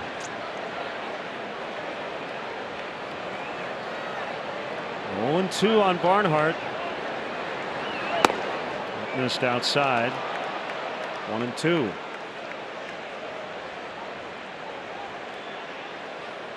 Barnhart has bounced into one double play tonight, back in the second inning.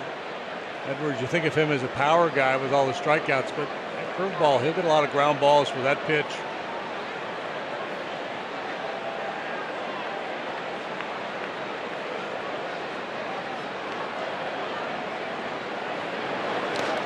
Swing and a miss. Runners will try to advance. At least the lead man will throw to first, safe. So with less than 2 outs and a man at first, the batter is out, but the other runners can advance. And Suarez did. Winker thought about it and ended up heading back to first. Well, yeah, Winker, he had kind of a small secondary lead, given the fact that Anthony wasn't holding him on. Had he taken a more aggressive secondary, it would have been pretty easy for him to get into scoring position. Patrick Kivlahan will pinch hit. So you didn't get a great look at the great A's teams of that era, but you get traded to the National League and you saw the Big Red Machine quite a bit. Oh yeah, that was just an unbelievable team from 1 to 8. You know, I guess Geronimo batted 8th and he hit 300. So I think you could have drove in 100 runs with those guys in front of you. I haven't seen my swing, but no, it was a great ball club. And you go to Pittsburgh with the wonderful We Are Family Pirates. Who was your favorite teammate there? Willie Starcher by far. He was a great individual, great teammate, and he did a lot for the city of Pittsburgh. 1 strike on Kivlahan. 0-0. 7th inning. Swing and a miss on the curve. I'm not picking that up at all.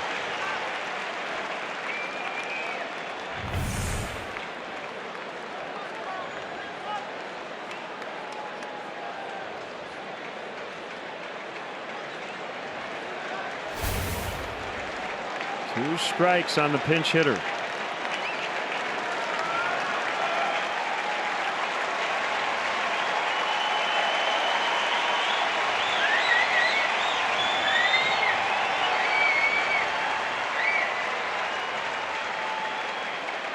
CJ's ready. Called strike 3. On the front door curveball. Yeah, I'm not sure this is where he wanted to throw this pitch. I think he was looking for another swing and a miss down and away, but he got the job done. Kind of locks him up and settles over the inside corner. Are there times, Bill, when you've got unintended location on a pitch where a hitter might think if I get a curve, I'm going to get it in a certain spot, and it's quote so bad it's good for the pitcher? Right, because usually you look for a curveball going down and away, and that stayed inside. So Hamilton with 2 outs. This would be a big escape job here.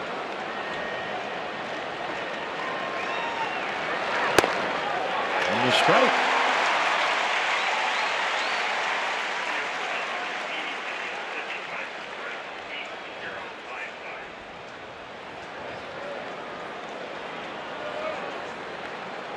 Edwards in relief of Kyle Hendricks.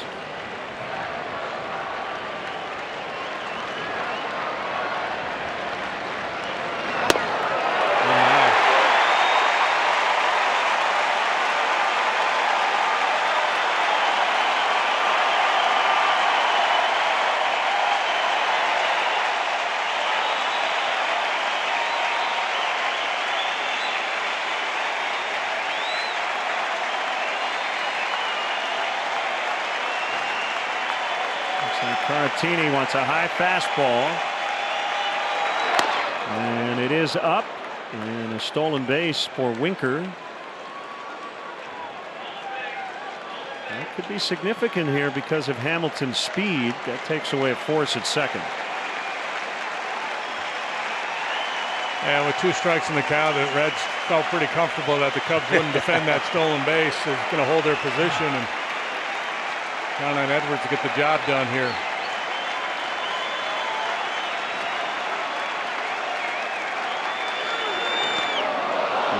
Block Victor. You have a little help with the stretch coming up? Who's singing with you tonight? Oh, I got my granddaughters. They look forward to this. They do it every year when I go. they're ready to go. They're like, let's get this inning over with, boys. They'll start at school for a week or so. All right. A 3-part harmony. Yes.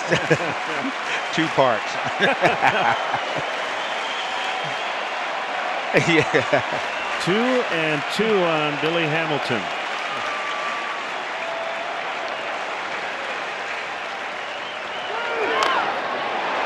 Almost able to stay alive.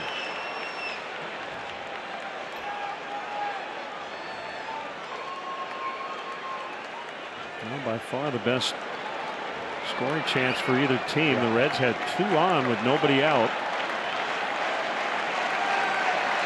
Second and third with 2 gone.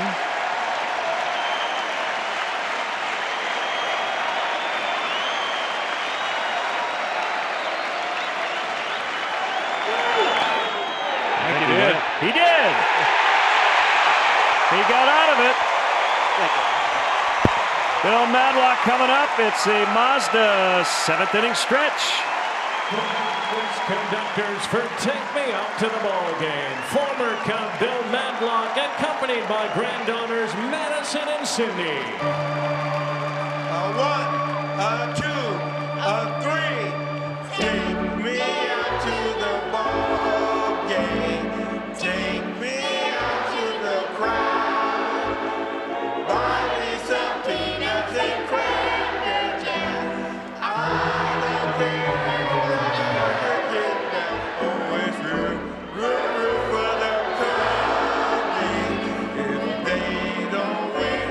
Shame, for it's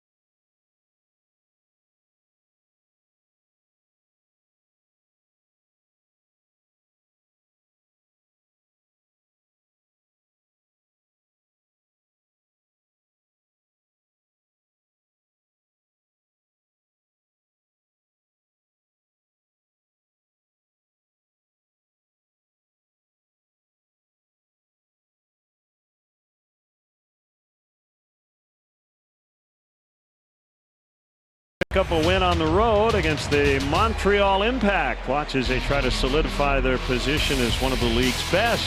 Coverage begins at 6. The Chicago Fire pregame on CSN. Here's Michael Lorenzen after Carl Edwards Jr. struck out 3 to get out of a major jam. The starter's brilliant tonight. Carl Edwards electric with his stuff, and now Michael Lorenzen comes out of the Reds bullpen, and he's got similar stuff. He can light up the radar gun. A good breaker. Caratini takes outside for ball 1.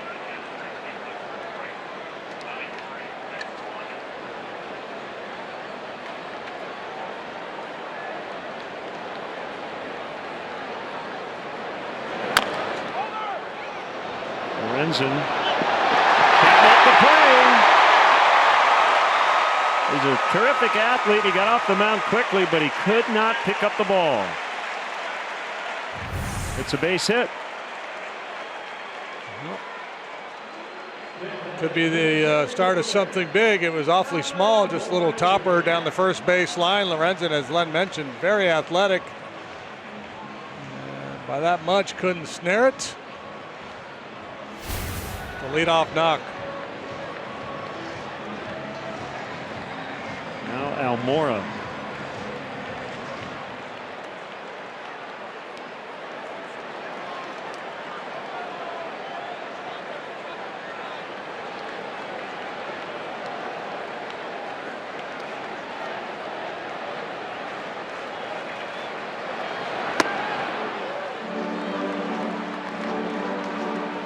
Swinging strike.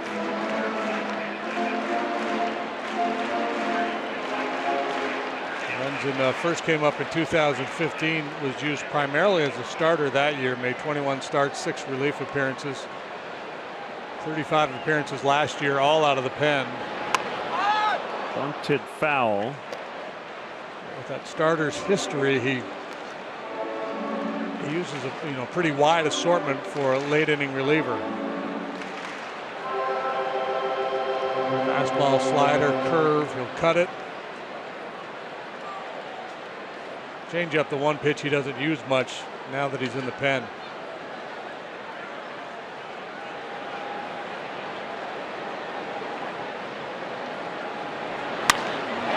Into left. Caratini will try to make third. The throw's going to go to second, and Almora is out. Adam Duvall with the play. That's the first out. Cubs have a runner at third, and it'll bring up Jason Hayward. Yeah, and I'm not sure he didn't have the play on Victor at third base. I agree. I mean, that's a tough call from deep in left field. You don't have a whole lot of time to assess the situation, and he got Almora at second. Caratini's not a speedy guy, and with the arm that Duvall just displayed on that throw to second base, the play might have been third.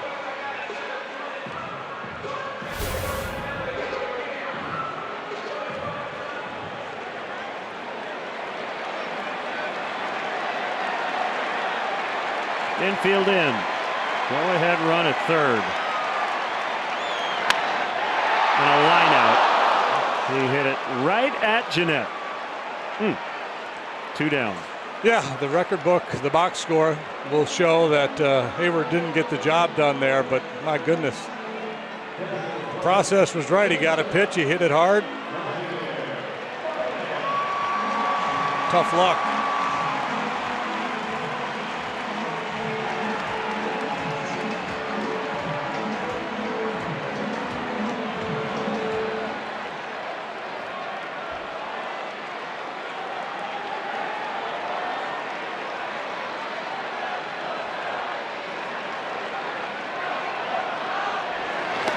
Big swing by Baez.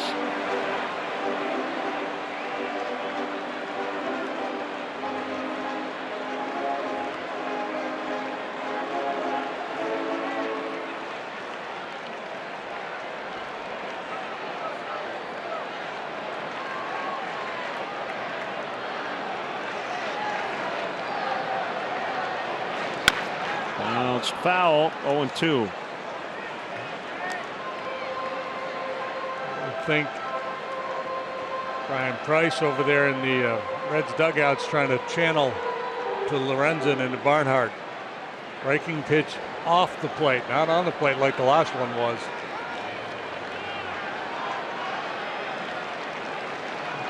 Saw what Javi did with that slider in the zone in Arizona the other day. Hit it about 470 feet. Good range back of the plate by Barnhart.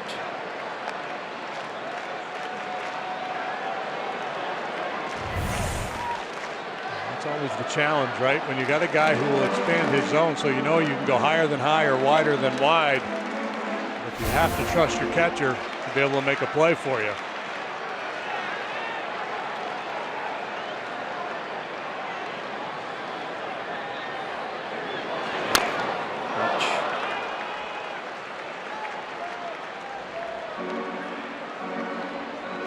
So the NFL reference Bill Matlock made about the Buffalo Bill running back traded to OJ. I believe it was OJ. Yeah. Then Candlestick went back to natural grass.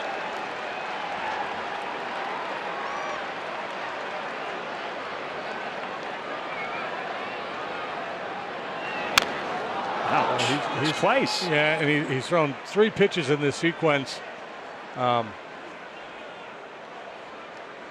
Not where he wanted to. Well, he's gotten away with it so far. Wandy Peralta up in the Reds pen. Yeah, I think if you reference a running back, well, pretty much from any era from Buffalo, but certainly in the 70s, it's OJ.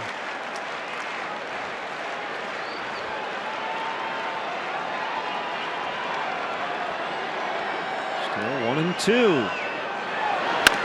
Bounce to third. Lorenzen finds a way out of it. Back-to-back hits to start the inning. Big play by Duvall to get Almora, and then Lorenzen got out of it.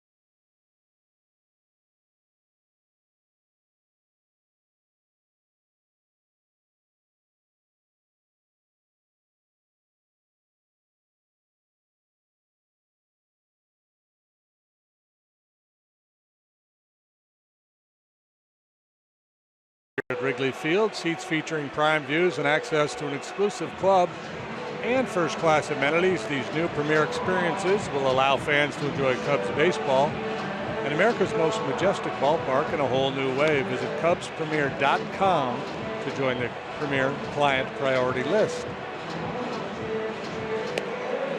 Time now for our Quicken Loans Rocket Arms.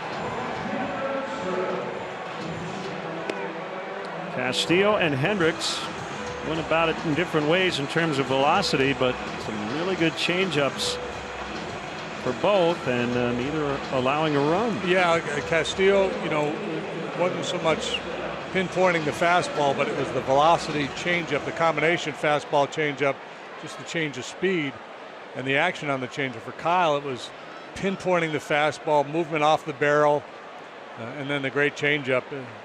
As good as we've seen Kyle in a long time. He was spectacular tonight. Edwards can't do any better than that. He punches out 3. Now Strop. We get 2, 3, 4 here in the Reds' 8th.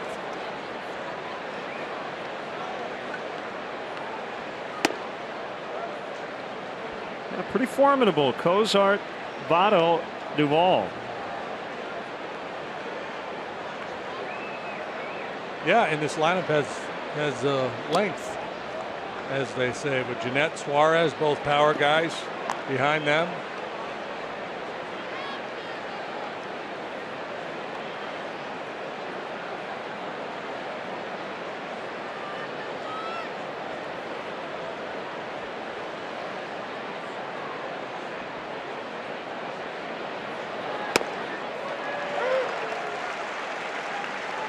Two balls, 2 strikes.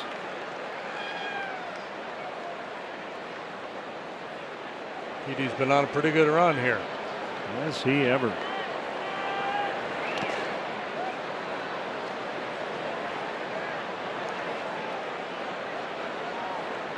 So we've seen an occasional split. That I think is his slider. He's thrown that pitch really hard. 90 miles an hour. 3-2 the pitch.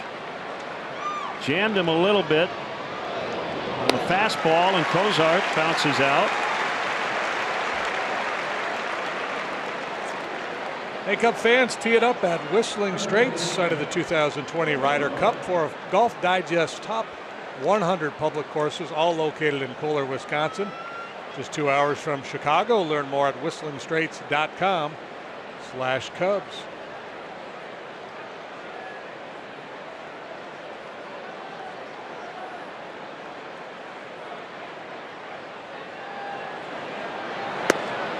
Votto takes a strike. That game is over in Boston.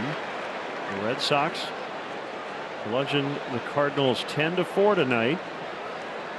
So St. Louis 2 games back of the Cubs in the Central.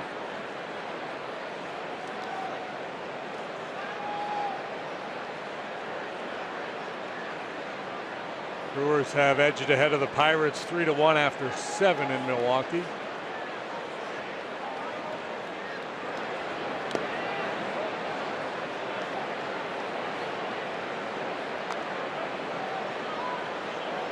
Brewers can catch the Cardinals for second place. They hang on to that one.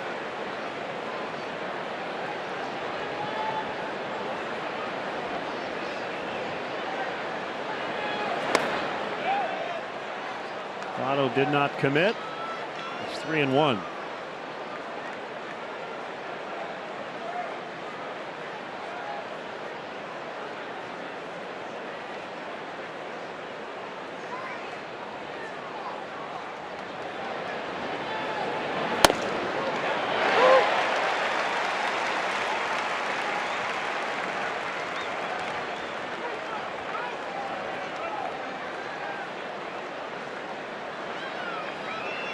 Broxton has homered for Milwaukee in that game. As a pinch hitter. 3rd walk issued to Votto, 6th time in the series he's been on base. StatCast is powered by AWS. This is a pretty big plate. And I'm wondering if Almora thought that ball was going to be thrown to third. And part of the reason why he tried to make second base. Wouldn't be surprised, yeah.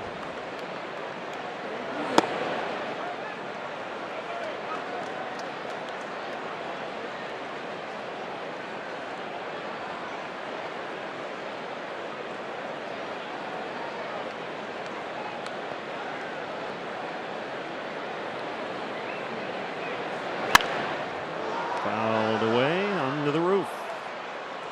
98 from Strop. A ball like that, right, deep towards the left field corner, there's nobody there to give the left fielder any help. There's no communication. The center fielder can't, the infielders can't, let him know what base to throw to. So he just has to trust his internal clock as to where he's going to go with that ball. Out into left center. It'll get down. But Jay, playing no doubles, will keep Duvall to a single. That's why you play those guys back in that particular spot. Try to keep that ball from reaching the wall. Otherwise, Votto scores. So first and third.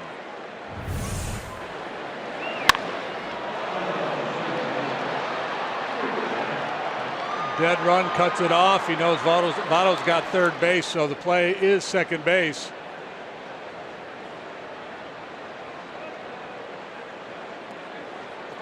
Prevents Votto from scoring, keeps the double play in order. If this were a hockey game, it would be 0-0 late third, and each team with a couple of breakaway chances.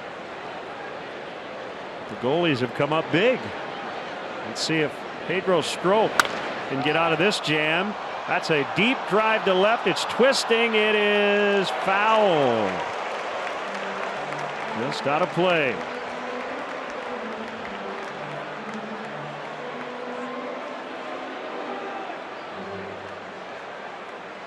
Gary Pressey on the organ, playing the old Alka-Seltzer jingle, plop, plop, fizz, fizz. Oh, what a relief it is as that ball goes foul. And I wonder how many people in the ballpark have any idea. Well, you do. I'm sure he would tell you. One person got it. I'm doing it right.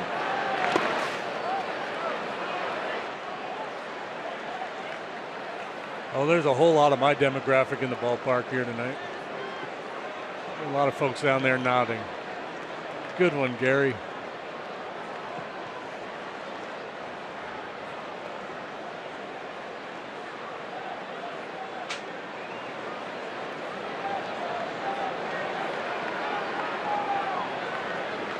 One and one on Jeanette. The pitch. That's going to give the Reds a lead. Hayward, a nice running grab.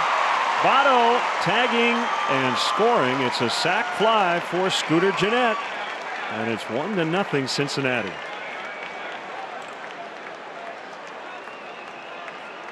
Stroke's got good stuff here tonight, but the Reds are getting some pretty good whacks at him. Hit some balls hard here. And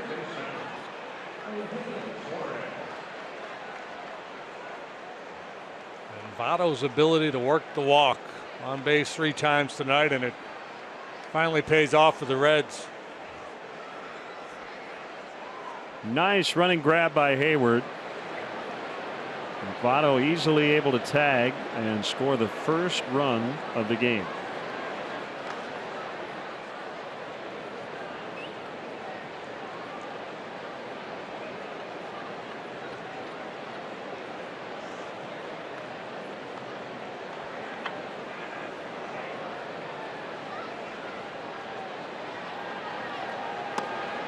On the hands of Suarez. Reds closer is Raisel Iglesias, and he's had a number of 2-out saves already this year. 2 inning, right? Or 2 inning. When I say 2-out, 2 inning saves.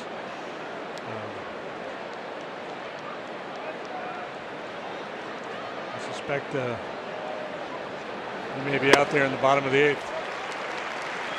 Right now, Wandy Peralta, left-hander, is up. The Cubs will have a pinch hitter, Jay and La Stella do. Yeah, so Peralta will get the call. Iglesias, though, has joined him. So Brian Price will have some options. Now it's just Iglesias. So there you go. I think it was going to be Peralta with the tie, and now Iglesias with the lead. Does he have enough time? He's playing catch short right now with 2 outs in the 8th. Cracked bat, ground ball, shortstop Baez makes the play. We'll find out if Iglesias had enough time, or if it will be the lefty Peralta. It's 1-0 Cincinnati in the 8th.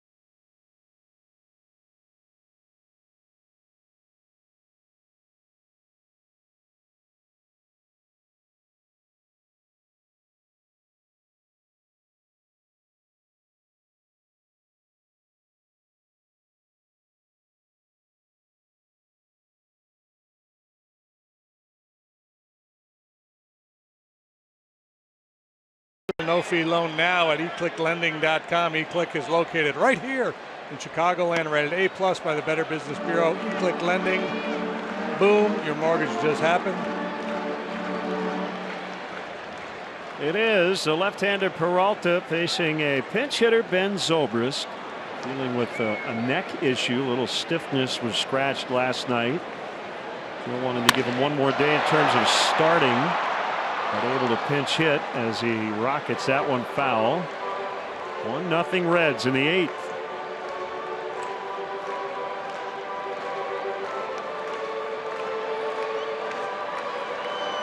Yeah, the options off the bench, 2 switch, 2 left, so Peralta makes all the sense in the world, especially with Jay and LaStella to follow. Just missed the outside. Peralta, in keeping with the theme of the night, has an outstanding changeup as well. He's got good stuff across the board. Throws hard, good slide ball, and a plus changeup.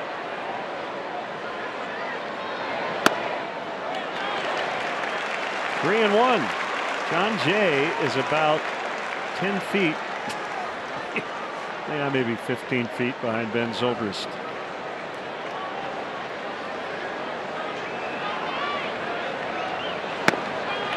He walked him.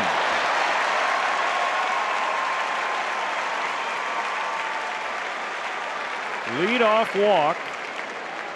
Here's Jay.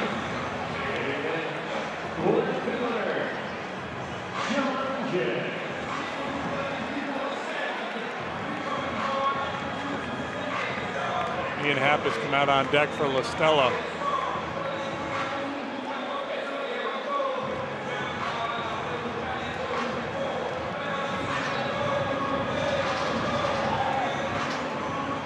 Stolen base not an option here, but it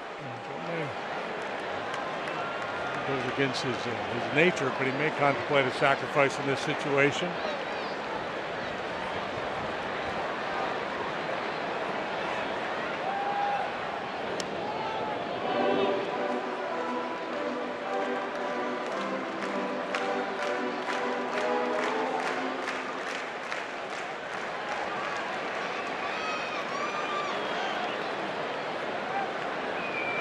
Suarez in on the grass at third as Jay shows bunt. Takes a fastball at 98 outside.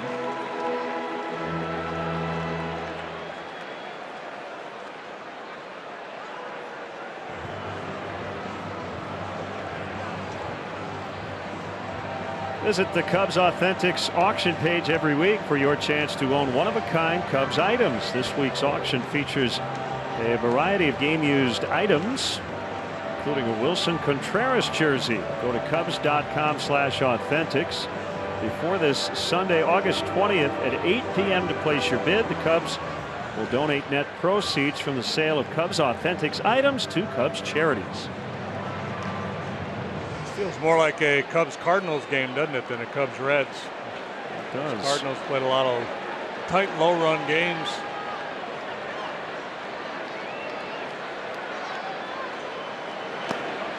Joey stabbed at it.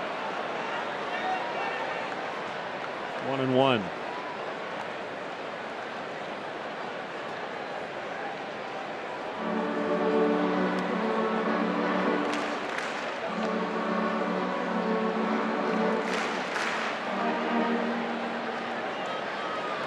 Pinch hitter Ben Zobrist led off the frame with a walk.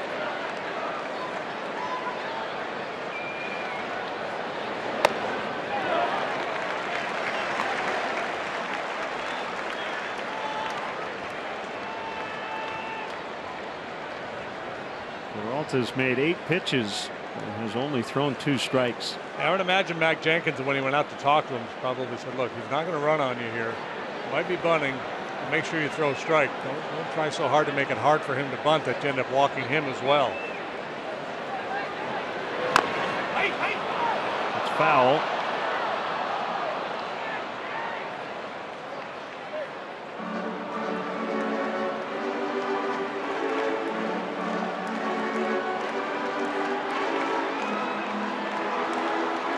Joey Votto tosses a ball to the stands. He doesn't just flip it into the first row.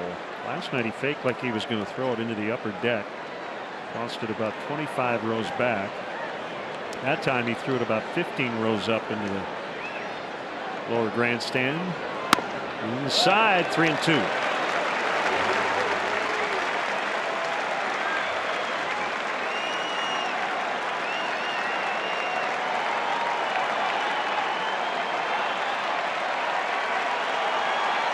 Walk plays here.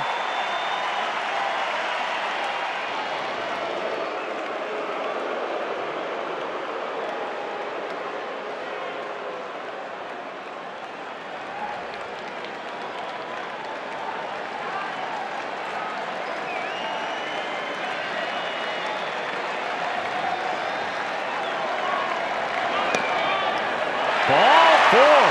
Back-to-back walks to start the 8th.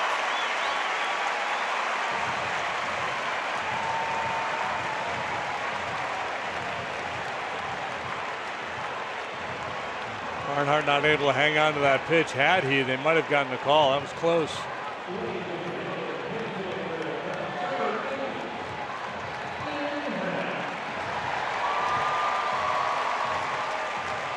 Well, Iglesias should be ready. Price might prefer Happ from the right side, though.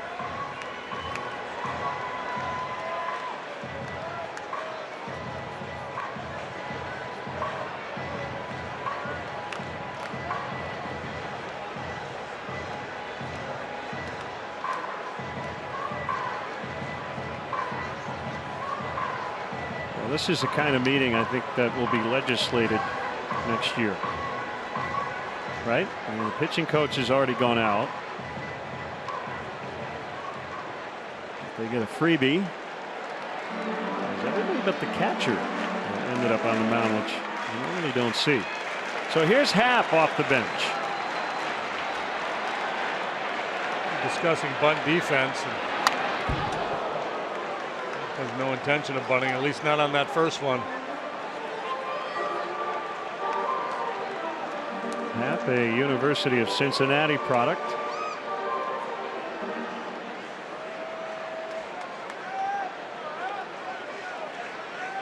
The Reds turned the Votto walk into their run, and now the Cubs with a golden opportunity.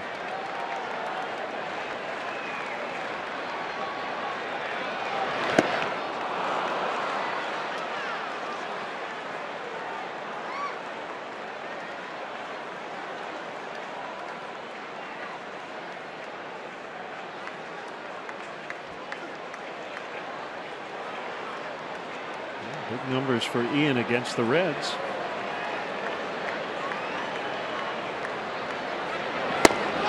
One outside, couldn't get him to chase.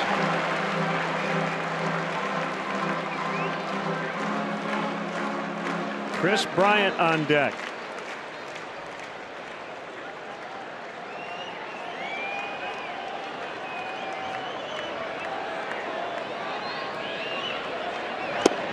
Swing and a miss, strike 3. Will that be it for Peralta? Looks like it. Yep. Here comes the manager. And he's going to want Iglesias.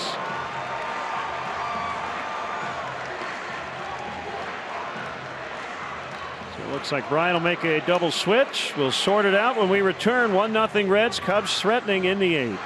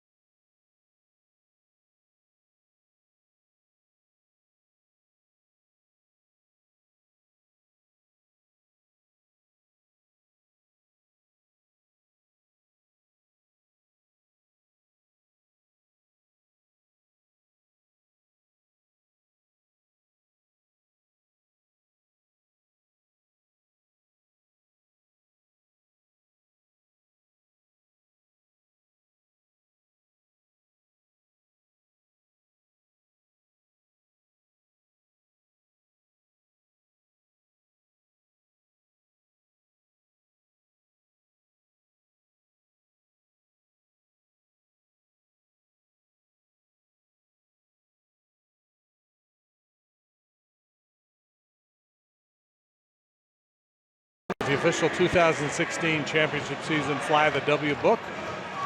The book features essays by Tom Ricketts, Theo Epstein, and others, as well as never-before-seen photos. For more information, visit Cubs.com/Fly the W book.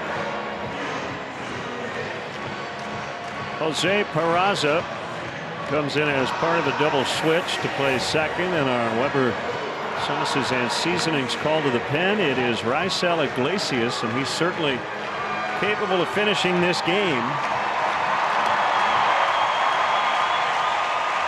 Yeah, 20 out of 21 in terms of his saves, a .187 the ERA, 57 2/3. He's allowed only 38 hits. Struck out 71, walked 22. Yeah, you see almost 58 innings in 48 appearances, and a former starter. One of the talking points early in the season, even way back to spring training, is how they would use Iglesias and his ability to go multiple innings. Zobrist, the tying run at second. Jay, the go-ahead run at first. Iglesias has allowed 12 earned runs this year. 7 of those have come on 2 swings of the bat. Take those out, and he's got an .086 ERA. Ball 1 to Bryant. Throws hard, good slider, good changeup. Maybe some funky arm angles.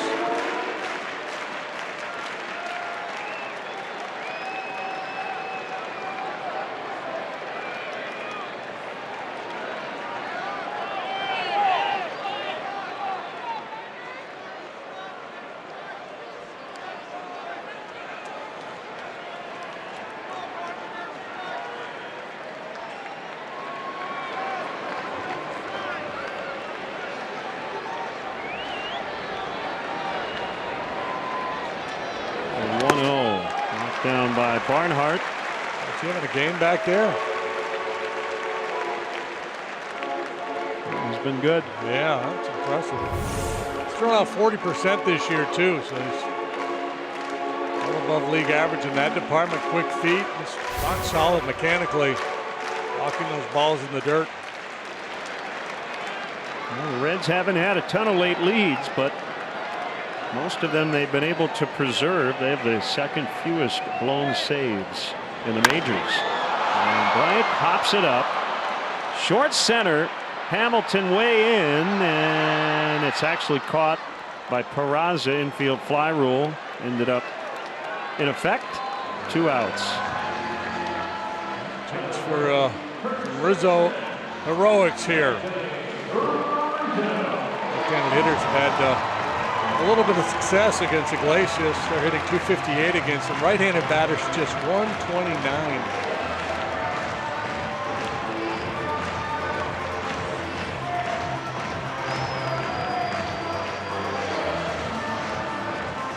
Well, remember your line late last night about saving a couple of those runs in a blowout? Mm-hmm. Well, sure could use a couple tonight.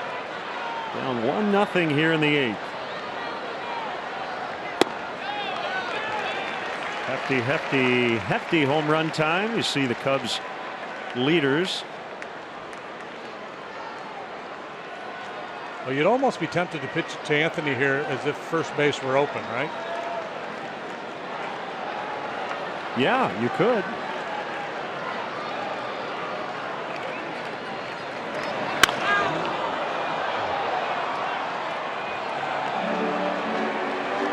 Iglesias is an elite, high leverage guy. He's got great stuff. His mindset is probably to attack.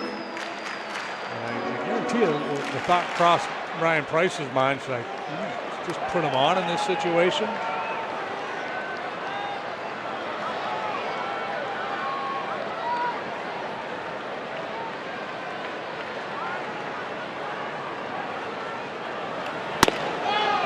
Unorthodox, you'd be pushing the go-ahead run into scoring position.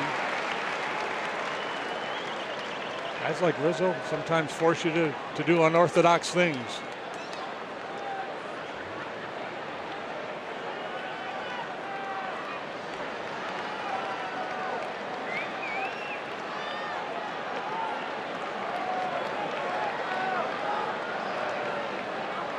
2-1 on Anthony. He got hit, so that will load the bases for Caratini. No hits here in the 8th. I wonder what the record is for batters being hit in the feet in a series is. We've had about 4 of them here last night and tonight. We have a lot of stats. I'm guessing that one does not exist. Body parts above replacement. Yeah. It's the toe count. For some Caratini heroics. Singled off Lorenzen. Infield hit in the 7th. Struck out in both his at-bats against the starter Castillo. Fly ball to left. Duvall racing over, and it's out of play. So a little assist from the wind coming in off Lake Michigan. Well, that would have been an easy play for Duvall.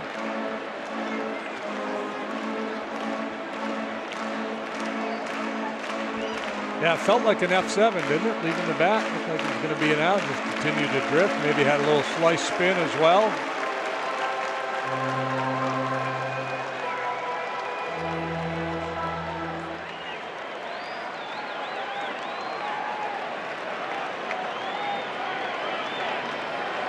One strike, the pitch, cold foul.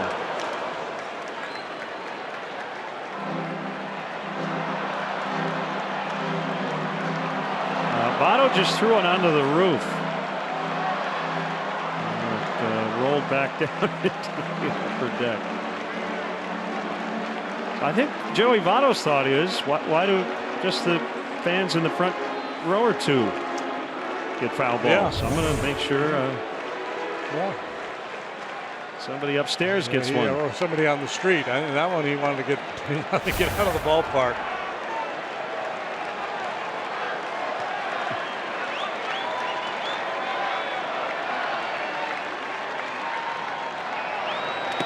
Caratini strikes out. Man.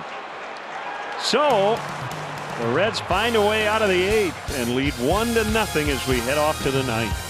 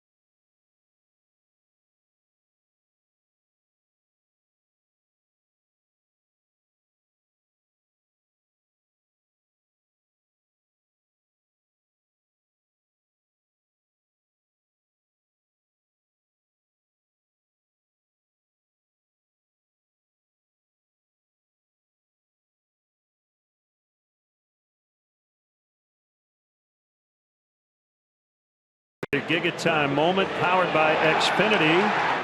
Kyle Hendricks picking off the Major League stolen base leader Billy Hamilton back in the 5th inning. Not as good a right-handed pickoff move as you're going to see.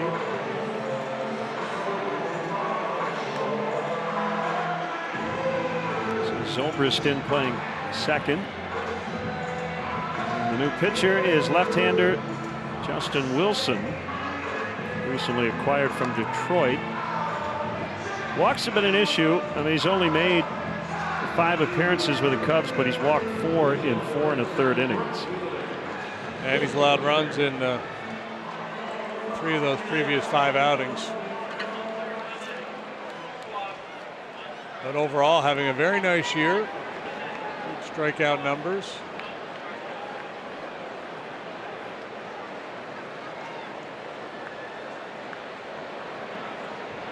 Facing left-handed hitting Jesse Winker, who has 2 hits and a steal tonight. In the dirt, ball 1.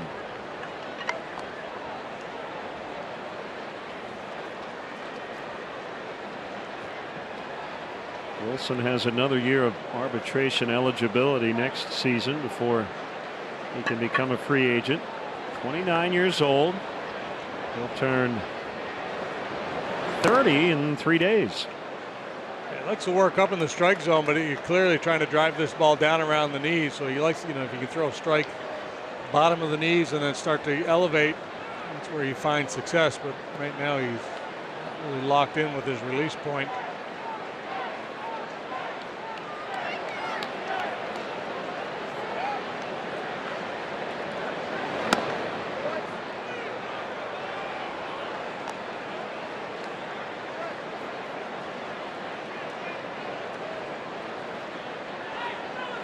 Game is over in Milwaukee. The Brewers winning their 3rd straight. 3-1 the final over the Pirates. They've lost 3 in a row.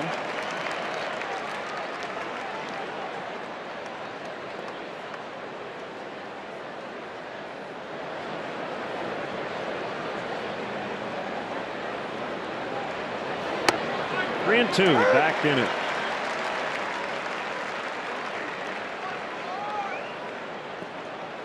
Couple of 92 down out of the zone there, kind of spiked him and kind of turning it loose now, free and easy.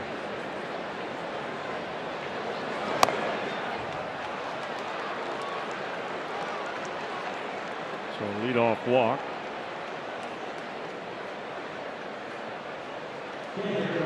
Wilson walked Winker. Yes. Pablo Wawa. Barnhart was up there trying to bunt initially last time. Didn't work out for him. He ended up striking out.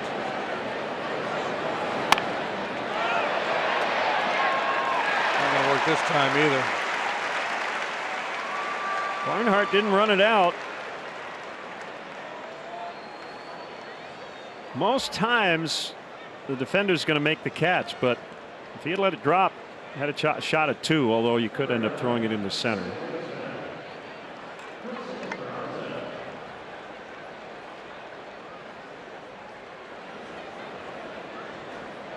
Yeah, that's one where, especially with a relief pitcher, it's a high adrenaline job. Your heart's racing. If you let that one drop, and you could easily see that ball being airmailed into center field. Just go ahead and take the out. And it's also much easier up where we sit to see that develop. Watch Barnhart. He goes, I'm out. So you've got the runner Winker heading back to first.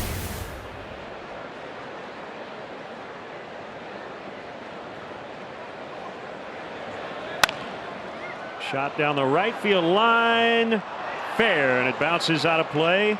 It's a double for Peraza. And the Reds have runners at 2nd and 3rd with only 1 out.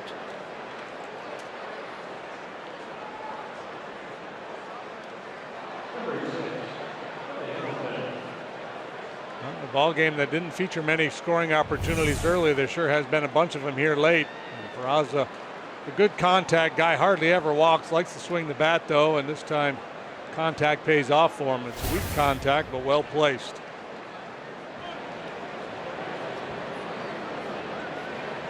Infield in against Hamilton. Foul strike.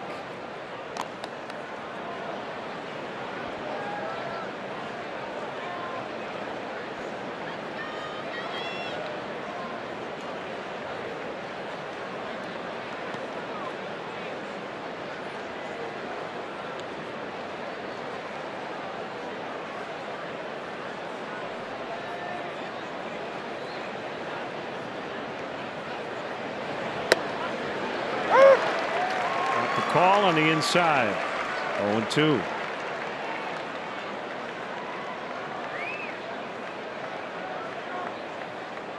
He's leading the league in sarcastic smiles tonight. This is where he hasn't agreed with the umpire's call. He's just giving that smile as if to say, killing me. Left field and down for a base hit. It's 2-0. RBI single, Billy Hamilton. So Winker in. Peraza now at third.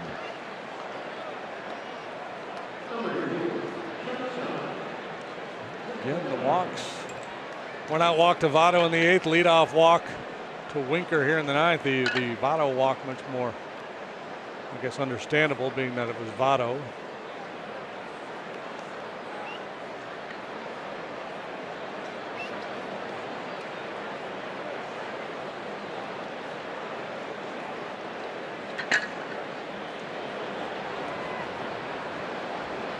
Cozart's got power. He's having a nice year, but you can't rule out a safety squeeze in this situation. Fouled by Cozart.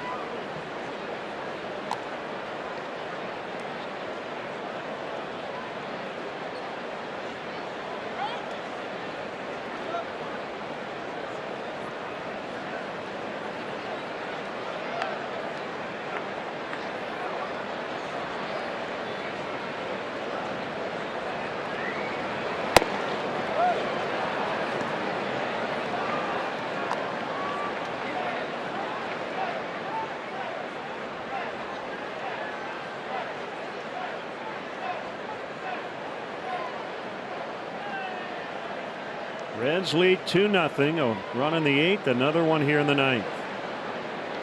Both times walks coming around to score.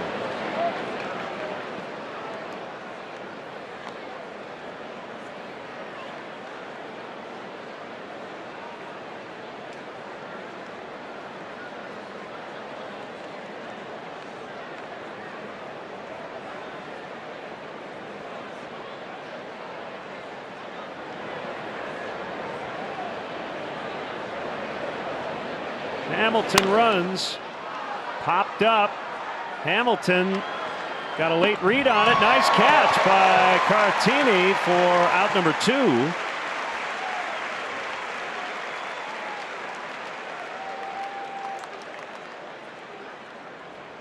And here's Joey Votto. A good concentration by Cartini. Up against the wall, into the screen he goes. The hang time on that pop-up allowed Hamilton to ease on back to first.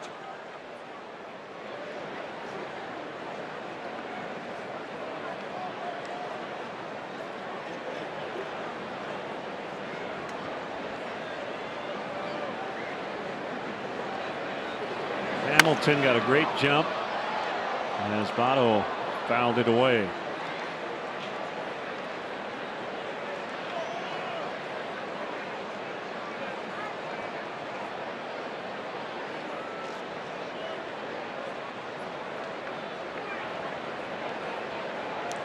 Votto has come up 4 times, 3 walks and a strikeout.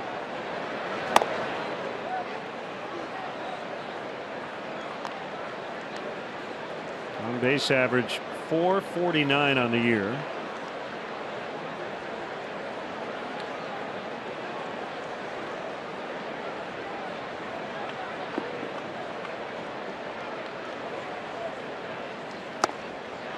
Swing and a miss.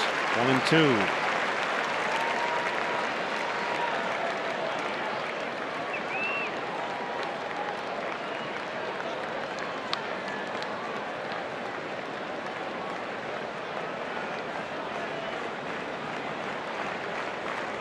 You're wondering what the bottom of the 9th looks like. I will tell you. Almora, Hayward, Baez do against Raisel Iglesias.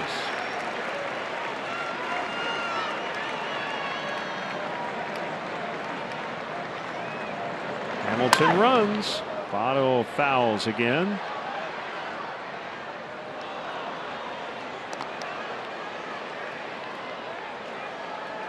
It's interesting. We draw the comparison between Rizzo and Votto so often with their approach. And Votto, like Anthony, right up on top of the home plate. I was just looking.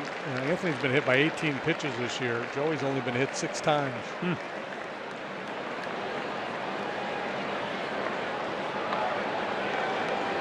I have a theory on that. Hamilton runs, it's off the plate in. Votto has that kind of patented move where he quickly kind of sticks his rear end back, whereas Anthony doesn't always try to get out of the way. As you said, it's like he's made of steel. Yeah, I agree with that theory. I also think there's a theory too that I think even though Votto's on top of the plate, he doesn't get pitched in as much as Anthony does. I agree with that as well. The Cubs have been doing it here tonight a fair bit. That steal, by the way, number 50 on the year for Billy Hamilton.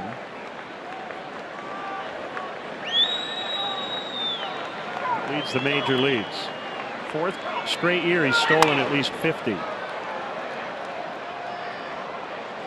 And we've said it before, if he could put up a 380 on base percentage one of these years, he'll steal 100.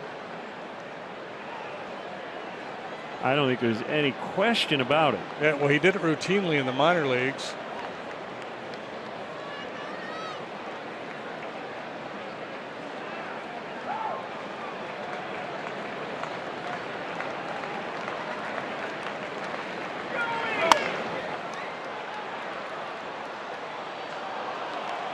What to do if you're Justin Wilson trying to put away Joey Votto? Well, you keep trying to make a pitch.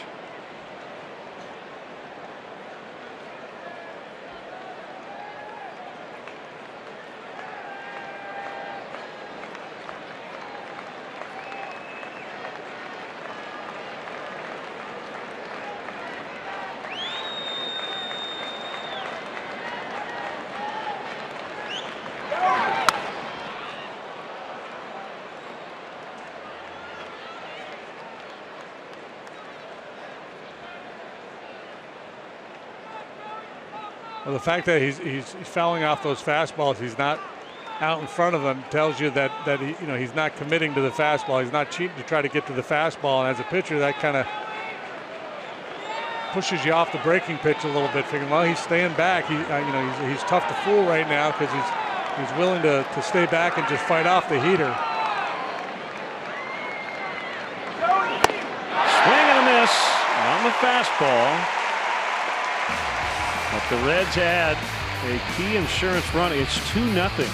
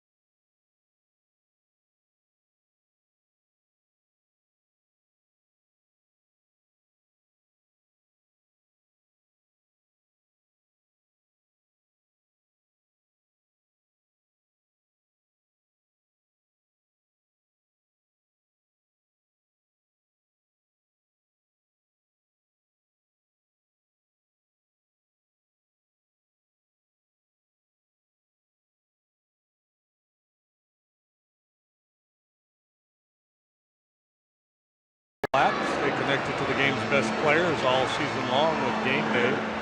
Live game video highlights, radio broadcasts, stats, news, and more. Download MLB.com. At Bat today, it's your #1 app for live baseball. So Raisel Iglesias has a major league leading 7 5-out plus saves.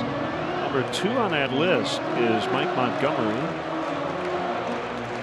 Iglesias got the Reds out of a big 8th inning jam. And they'll start fresh here in the 9th and face pinch hitter Kyle Schwarber with a 2-run lead. Kyle had a stretch of 8 consecutive strikeouts, but then last night in his second plate appearance he was hit by a pitch, then he walked, then he was hit again, and then he picked up an RBI single. So 4 consecutive reaches to finish his evening.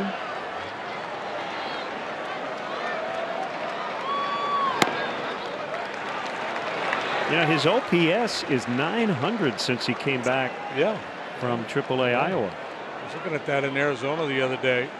He's had some tough games, and he has struck out a high percentage of his plate appearances, but he's still taking his walks. He's hit some home runs, obviously. I think he's hitting in the 230s, maybe 240-ish since coming back.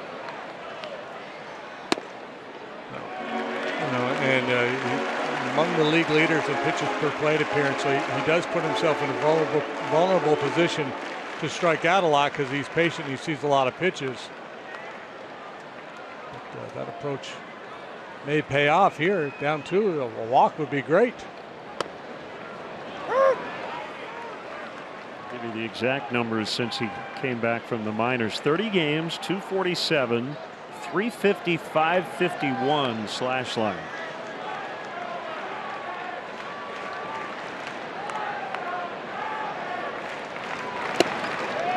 Doesn't have to be. 2 and 2.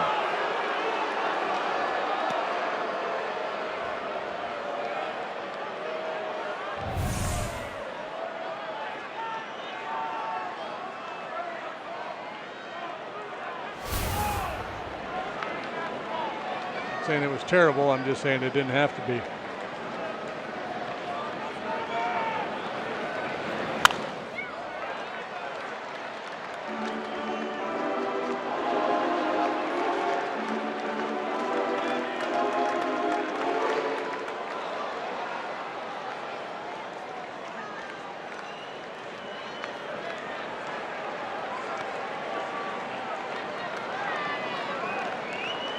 This happened on the last one, Stan.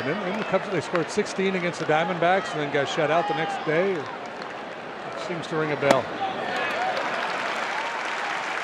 16-4 on August 1st.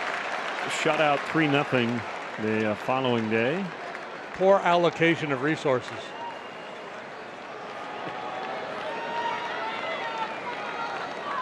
Well, look, Zach Godley was really good that day, and Luis Castillo was terrific tonight, so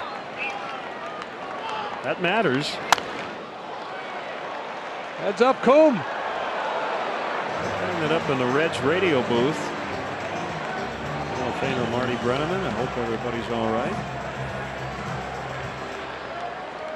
Marty, Jim Kelch.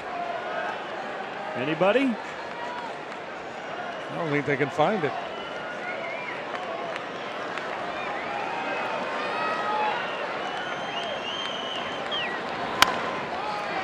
Good fight. Scored the tough pitch.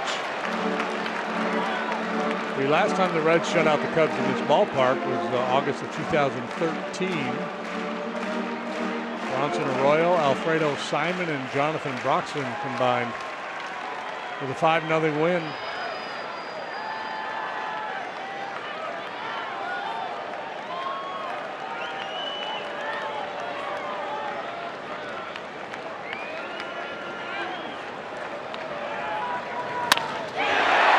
That's a base hit. Kyle Schwarber will get the tying run to the plate. We talk about a quality at bat off the bench. My goodness, great work.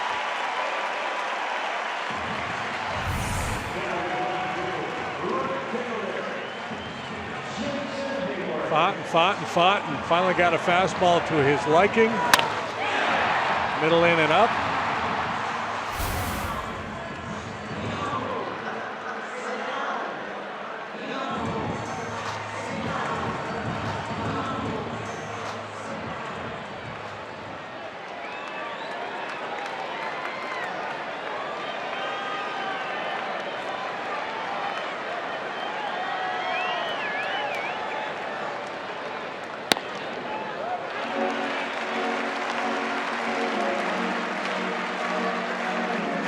Madison 0 for 3.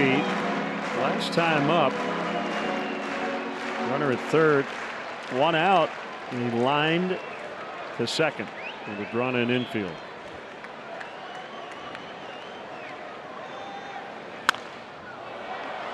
One and one.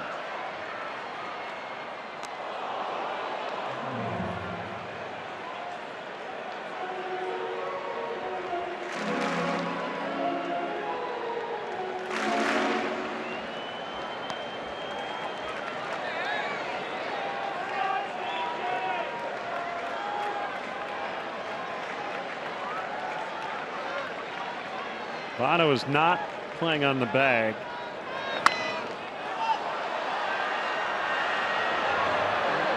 And he'll play for Barnhart.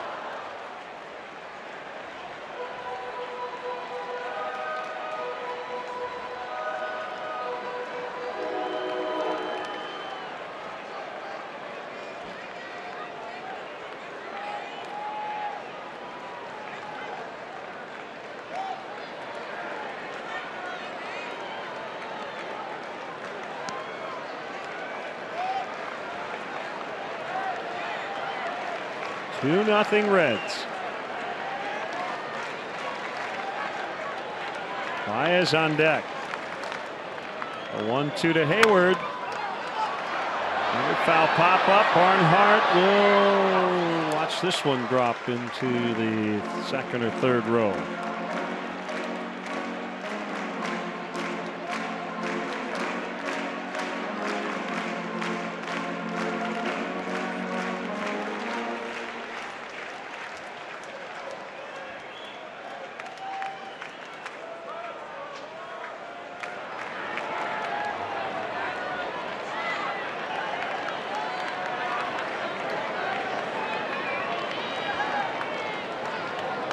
Conventional defensive alignment. Reds want a ground ball here to try to turn two. They get the ground ball, but the other way into left. Suarez was off the line, and the Cubs have it cooking. Second consecutive inning. They've had 2 on, nobody out. Boy, and Hayward, like Schwarber before him, fouling off some pitches, just staying in the at bat. They got something he can handle. It was a fastball drifting well off the outside part of the plate and up. Up and in, he's vulnerable up and away. He can get on top of it, get extended with those long arms.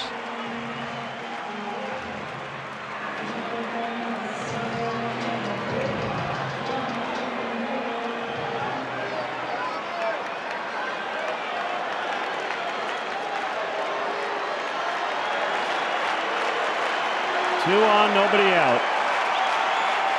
The pitch to Baez shows bunt, and he bunts through it.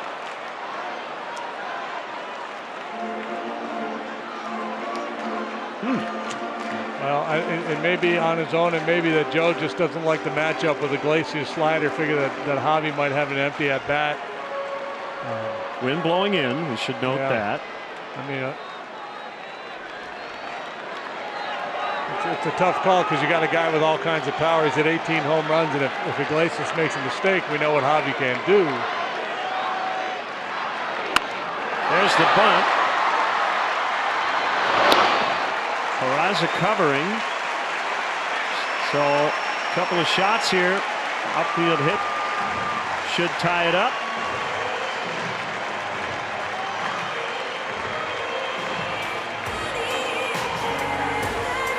Very nice bunt put down by Javi there.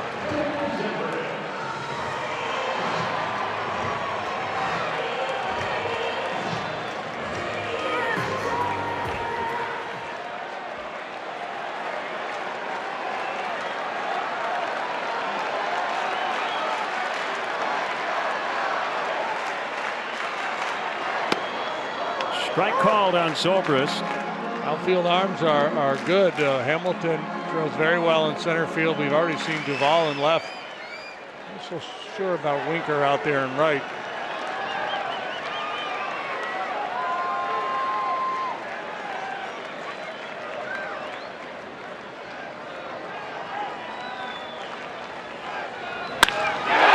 Base hit to right. Schwarber in. Hayward will Zobrist hit it too hard. Well, you know, hit it too hard, but it got out to Winker in a wink. So it's a 2-1 ball game. First and third with one out. Now Winker showing good composure too, because you could see where a young player might get overly aggressive charging this ball and misplay it. He made a good read. It was sharply hit. He knew he didn't have to be too aggressive coming after it.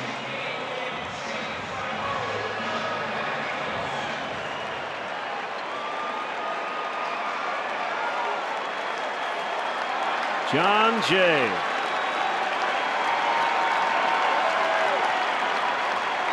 First and third, one out. 1-run ball game in the pitch. Tap foul. Zobrist with that line drive over 101 miles an hour off the bat. Of course, Hayward had to make sure that ball got down.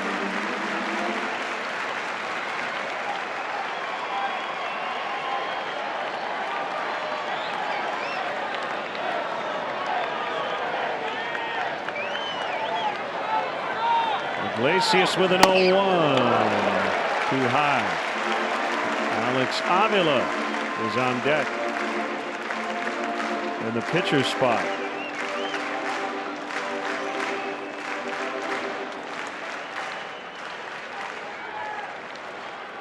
Wade Davis watching the festivities from the bullpen.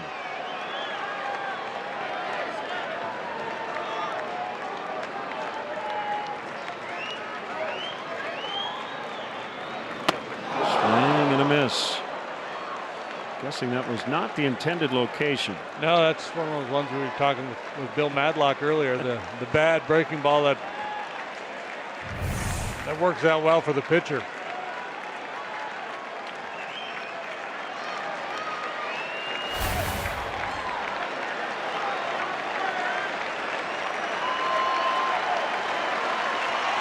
Fans on their feet. Bottom 9, a 1-2. He got him. 2 down. That's an enormous strikeout for Iglesias, and it will be up to Alex Avila off the bench.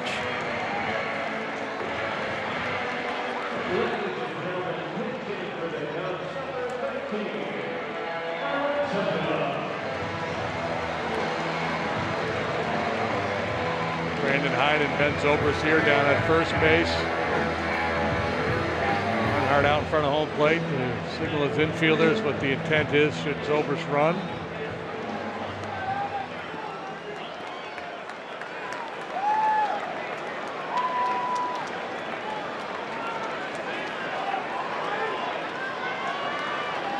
I mentioned Alex had a tough luck night last night in the 17-hit, 15-run ball game for the Cubs. Takes a strike. He was 0 for 5, but he lined out 3 times.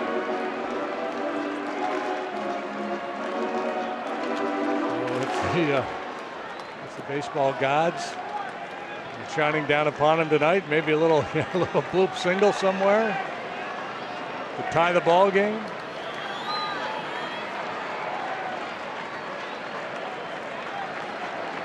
Votto is holding on the runner, Zobrist. Swing and a miss. Good slider from Iglesias. It's 0-2.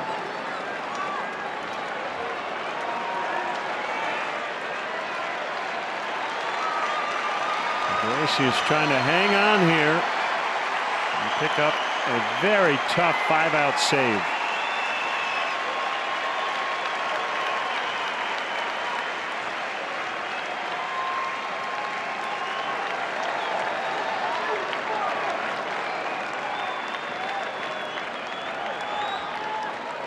Another slider.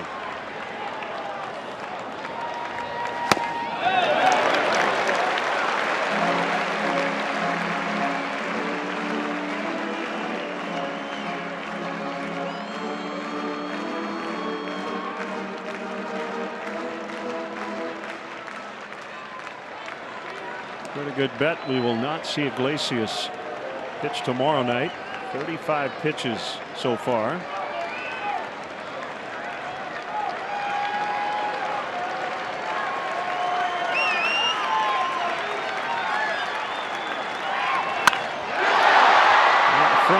breaking ball, and he pulled it foul. What you'd like is the 2-for-1. You'd like to beat Iglesias tonight and then have him not be available tomorrow. Send him down for tomorrow.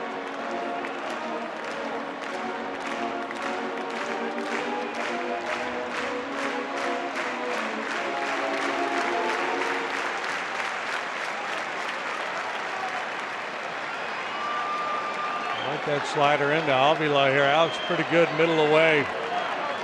Shooting that fastball towards the gap in left center.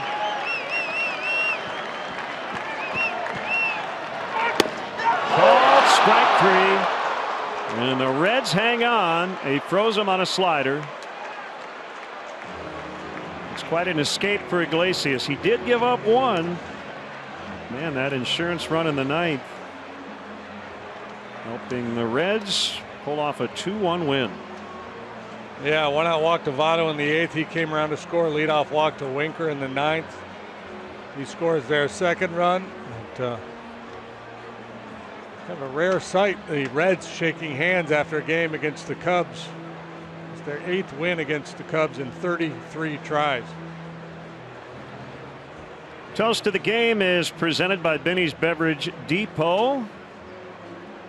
Joey Votto walked 3 times, 20 games in a row. He's reached at least twice. If he does defense it tomorrow, he will tie Ted Williams, the Major League record.